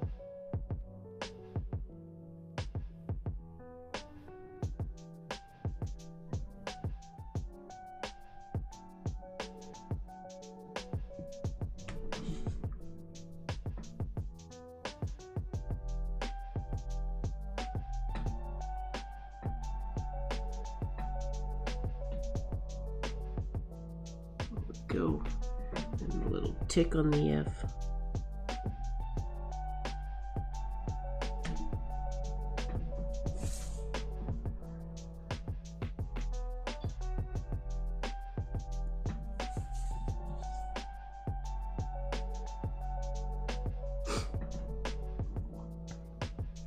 Slight accent shade of the G.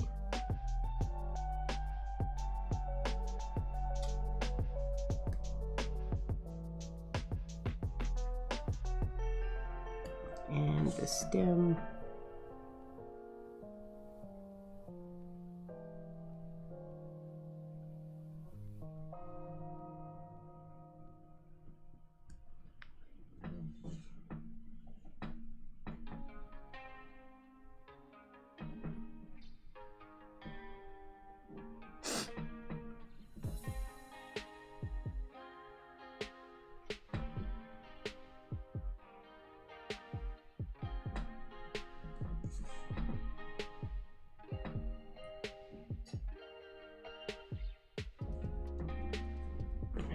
H.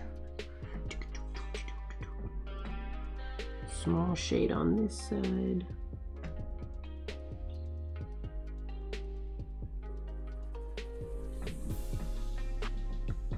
Maybe, I guess you guys can let me know. Paper carving's maybe not very exciting for late night live material, as I'm not really talking that much. People gotta sleep, Hody. And I'm not being very exciting.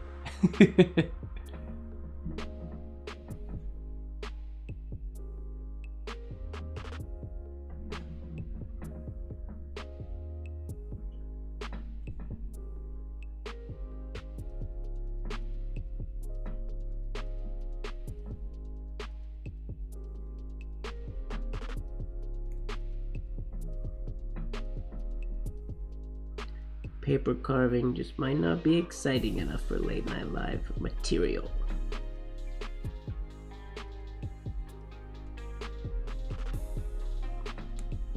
Perhaps. Stretch this paper up so we get some dimension. Oh, did I rip it? Okay.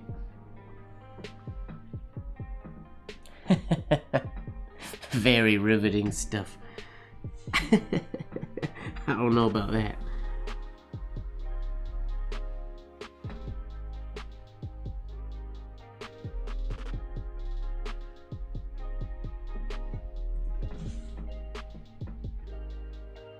It's something I really wanted to try. I didn't really take into account that it wouldn't be very exciting. Shaded Spencerian looks awesome when it's carved like this.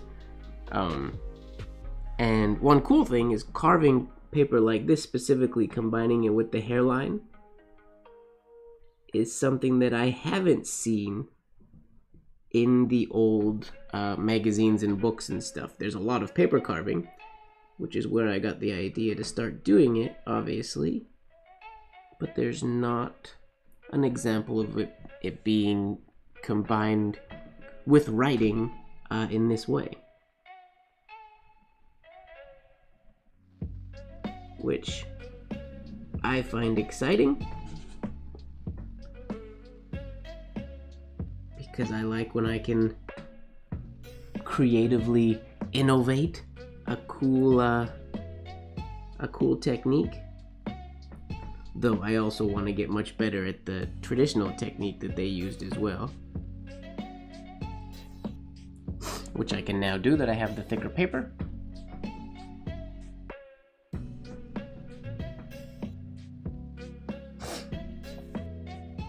All right, Jay, thanks for hanging out. Have a wonderful evening.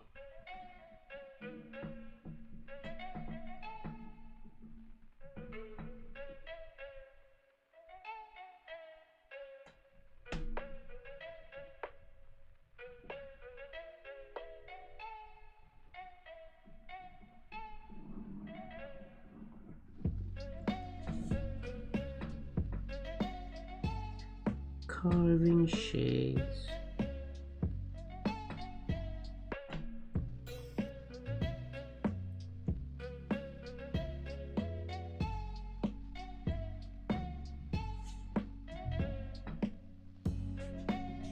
I wonder, if I turn off one of these, oh, then I won't be able to see.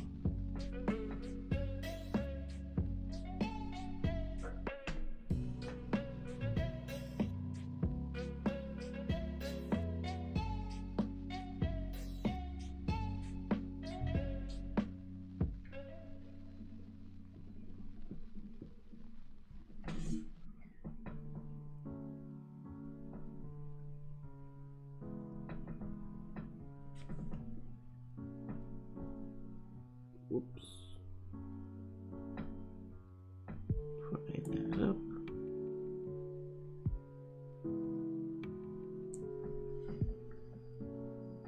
Halfway through the alphabet.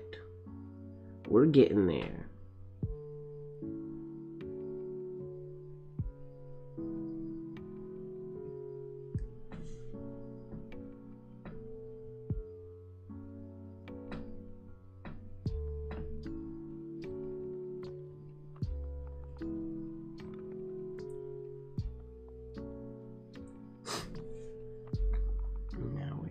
second one that has the shade.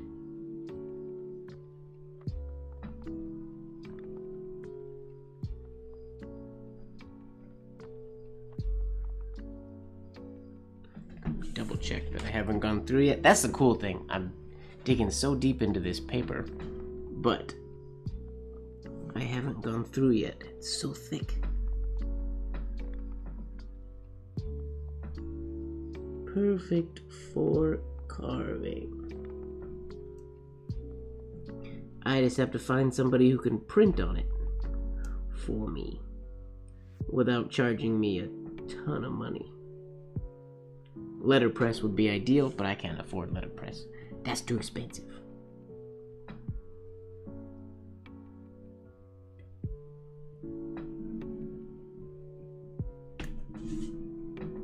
Carve this capital stem.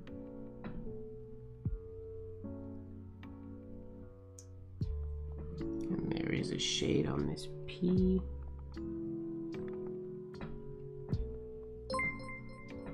What was that sound? Somebody tipped money! Who? I can't see, it's too small.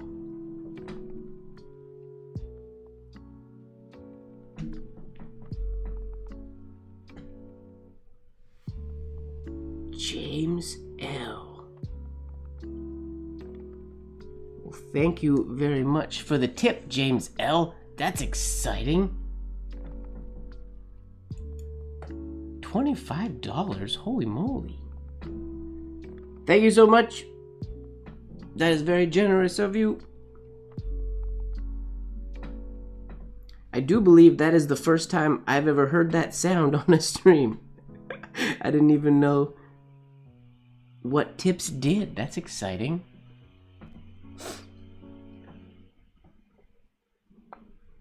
I don't even know that I've made that wording.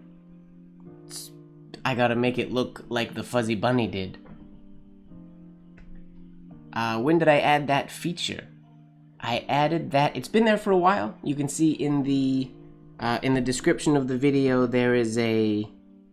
I don't remember if it says donate to the stream or support the stream or something like that. There's a link in the description for donations if people are feeling so inclined to support me in that way.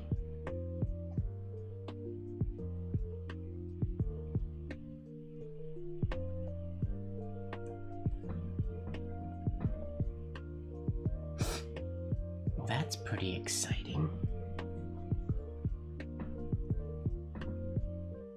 It's fun to hear that sound live on stream.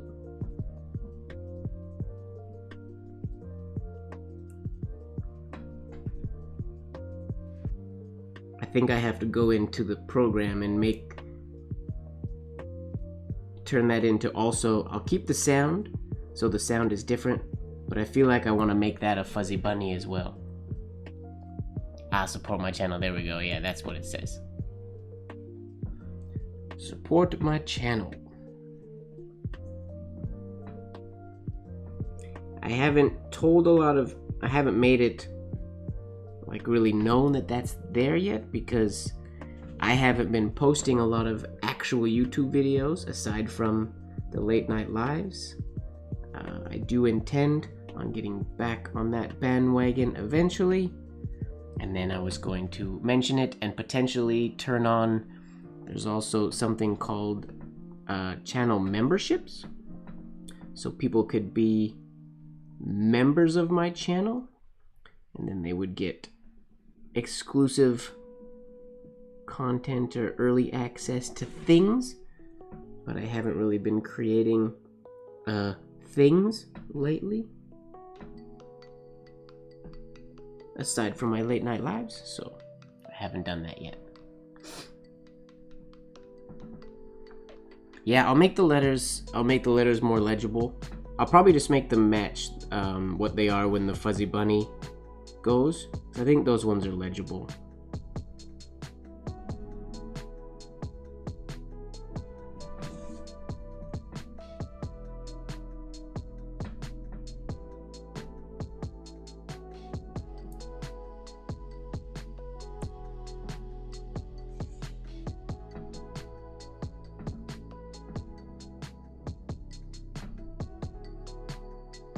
Yeah, it would be nice to, I mean, I don't want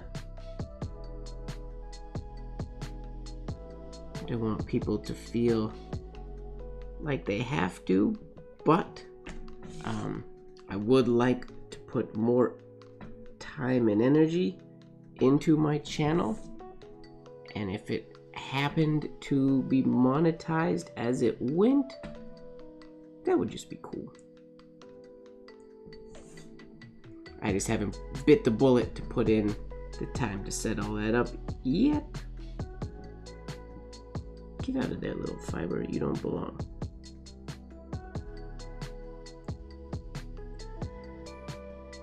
There we go.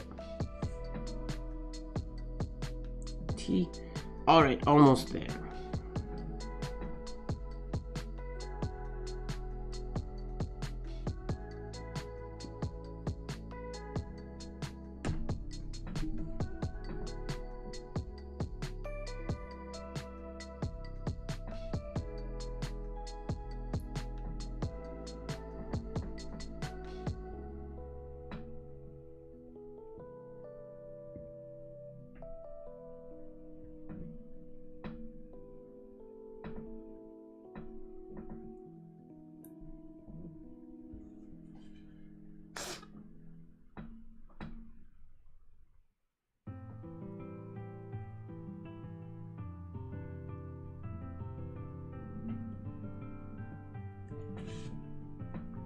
And it might be something like, I don't know, members get access to, maybe there'll be a private members only channel on the Discord or something that I will share certain things to, or I haven't decided yet.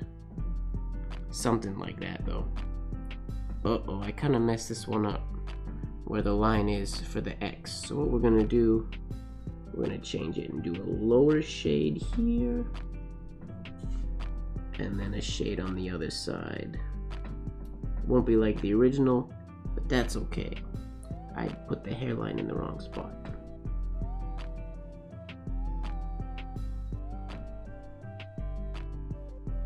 There we go.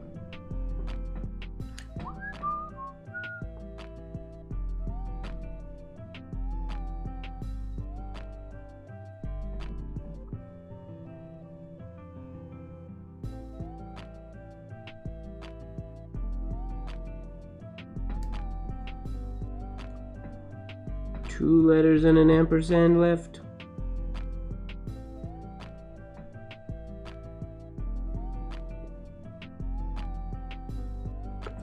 And I haven't cut myself yet, knock on wood.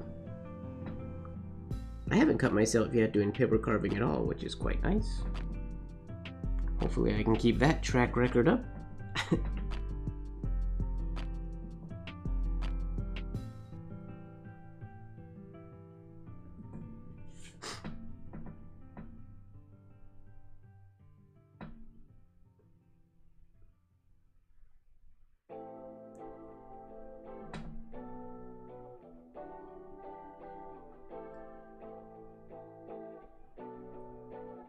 Okay, and now the Z. Don't jinx it.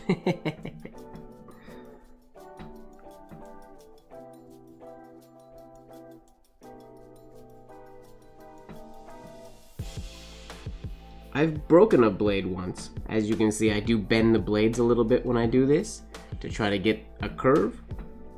And I have broken one doing this, which luckily I wear glasses when I do it, so it's like having safety glasses, but it's a little nerve-wracking since scalpels are exceptionally sharp. So I gotta be cautious to not bend it too much, but that was the same when I worked with X-Acto knives. Before I used scalpels as well, I would push them to their limit quite often. I'm really excited to get the new blades. They should be here any day for the jackknife. Okay, there we go. The carving is done. Let me zoom out so we can see the whole thing. Now, get the cutting board out of the way. Unlock the focus. Now, if I turn off one of these lights, Will that show it? There! How cool does that look with the shades? Glowy.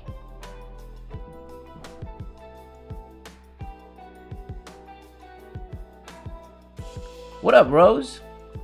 Right, it looks way cooler than when the lights are on, because you can actually see the shadow. How cool is that? Well, there's a fun... Oh, I forgot the K. Whoopsies. I forgot the top of the K here. I'm gonna do the compound curve shade right here.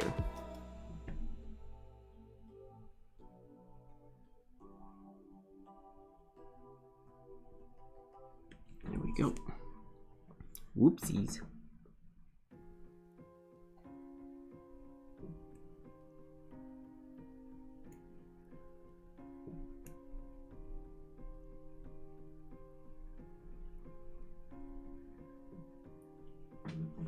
There we go. Now the K's done. So fun. There, so that's the experiment that I want to do to get that look.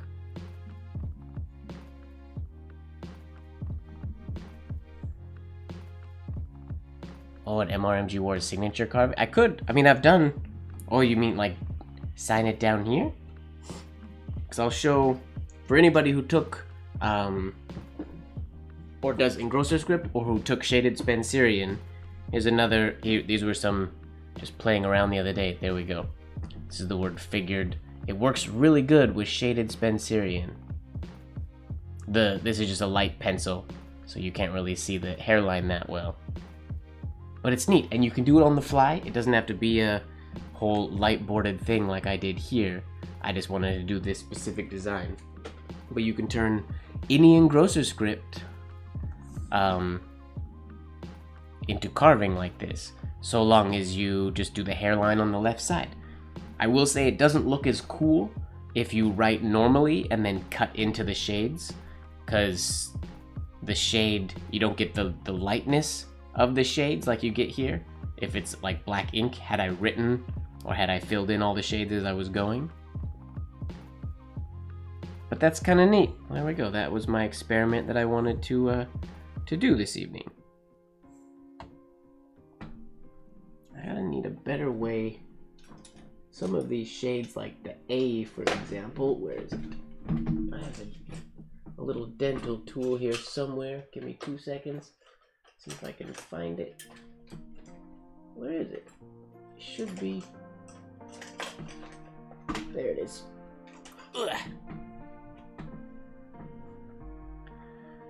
Because I should be able to use these to not cut the paper, but just lift. These are the shades that are the hardest to get a good shadow on. Specifically like on this capital A, we're not getting a good shadow right now. So we gotta use this to lift up the paper. When I try to do this, I would like to be able to do this with just the X-Acto knife, but I end up just just cutting the paper more. There we go. That's what we needed it to look like. Get the C and the capital D as well. We'll lift that shade. Stretch the paper a little bit on the thin part.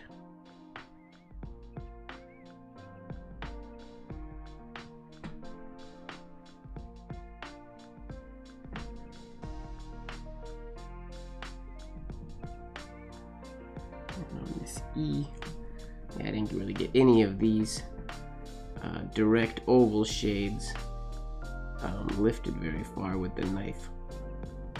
I gotta remember to come back through and do those. Same with the O. Lift those afterwards. Get the Q as well.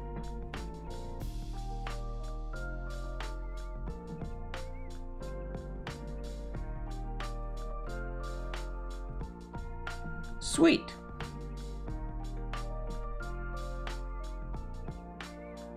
Well, there's my little experiment for the evening. Oh, I could carve birds. To carve birds though, Rose, I gotta learn to write birds first. I never do birds. I'm not good at flourishing birds. I gotta get somebody to teach me, or I gotta learn how to do birds first.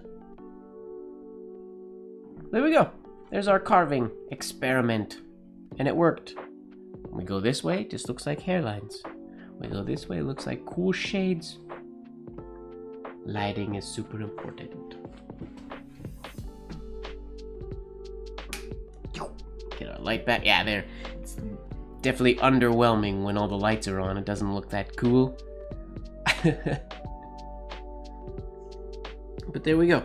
A successful little experiment. Oh.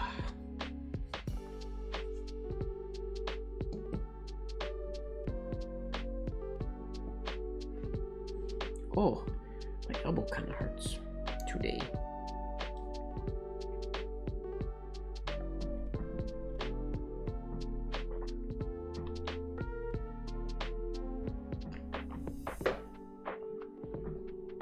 Well, ladies and gentlemen, I think that's where I'm going to end today. I know it's pretty early. Oh, wait, I lied. I forgot to do the upper shade on the R. Let me do the R. Oh, and the two shades on the M and the N. I forgot those as well. I'm not done yet. I lied.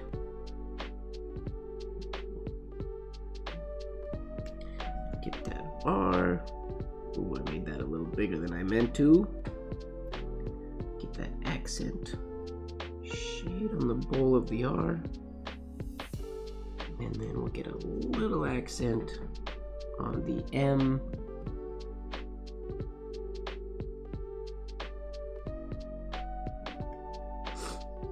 And on the N.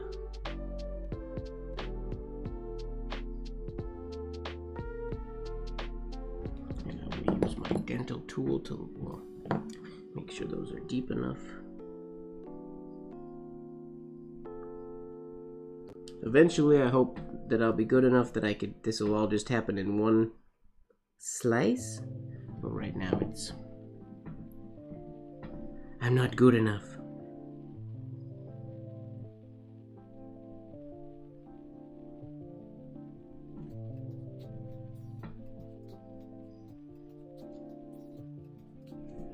There we go.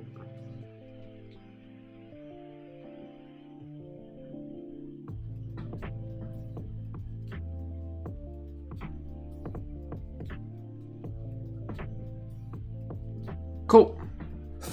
There we go. Now we're done.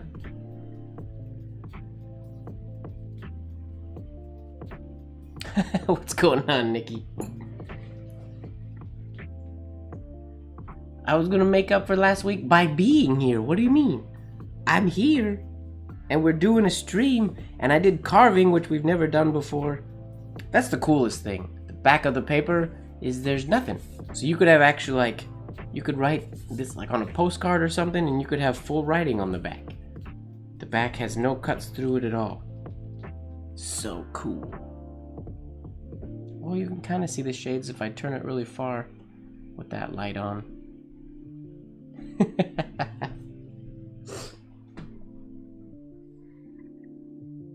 Oh, no, my elbow hurts a little bit today.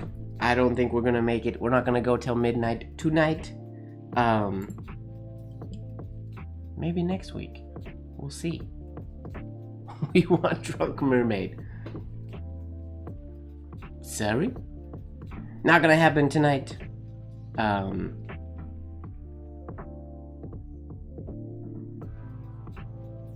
Yeah, that's the fun thing about it, Nikki. It's, when the lighting isn't set up for it, it just sort of looks like... just looks normal. Or just looks like there's hairlines on the outsides. But then when the lighting's right, it looks super cool. I gotta figure out a lighting setup so that I can see the carves. And actually, I want to record myself carving that stuff with the lights correct. I just haven't figured out the best way to light that yet to get the shadows nice. Ooh, elbow pillow. That's fun. It's good to take care of your elbow. My elbow's not sore from writing or anything like that. I was cutting a lot of leather earlier, and I'm assuming that's why my arm is tired today. But yes, I do apologize to Oja Sweeney, who's very unhappy that it's not midnight yet. But we're going to end the stream right here. This was a fun one. It was a chill one. I really wanted to get that carving done. Sorry that the carving wasn't the most exciting stream activity in the world, but I feel like with lighting set up a little bit better, and if maybe next time I do carving, I'll do some freeform shaded Spencerian carving. Then it involves some movement writing, or some at least writing that's a little bit quicker, adding the shades in later, doing cards and names on the fly. Maybe I'll do that next week. Maybe next week I'll ask on Instagram. I'll take names and maybe I'll carve names next week. Maybe I'll do that. Instead of normally I do writing signatures and things like that, maybe next week I will carve some names or some words for people. Maybe words, maybe not names. Maybe we'll just do words. People's favorite words. We'll see. Thank you very much, everybody. Marilyn, I will keep an eye on my mailbox. If you want to write me a letter, everybody, if you want to send me a Christmas card, my P.O. box is in the address down below. I would love to hear from you. I would love to write you back, and it could be fun. Next week, who knows? Maybe we'll go till midnight next week. It's possible. Make sure that you're falling in love with the process, everybody. And don't forget that life should be just a bit of silliness, really. Good night, everybody. Thanks again.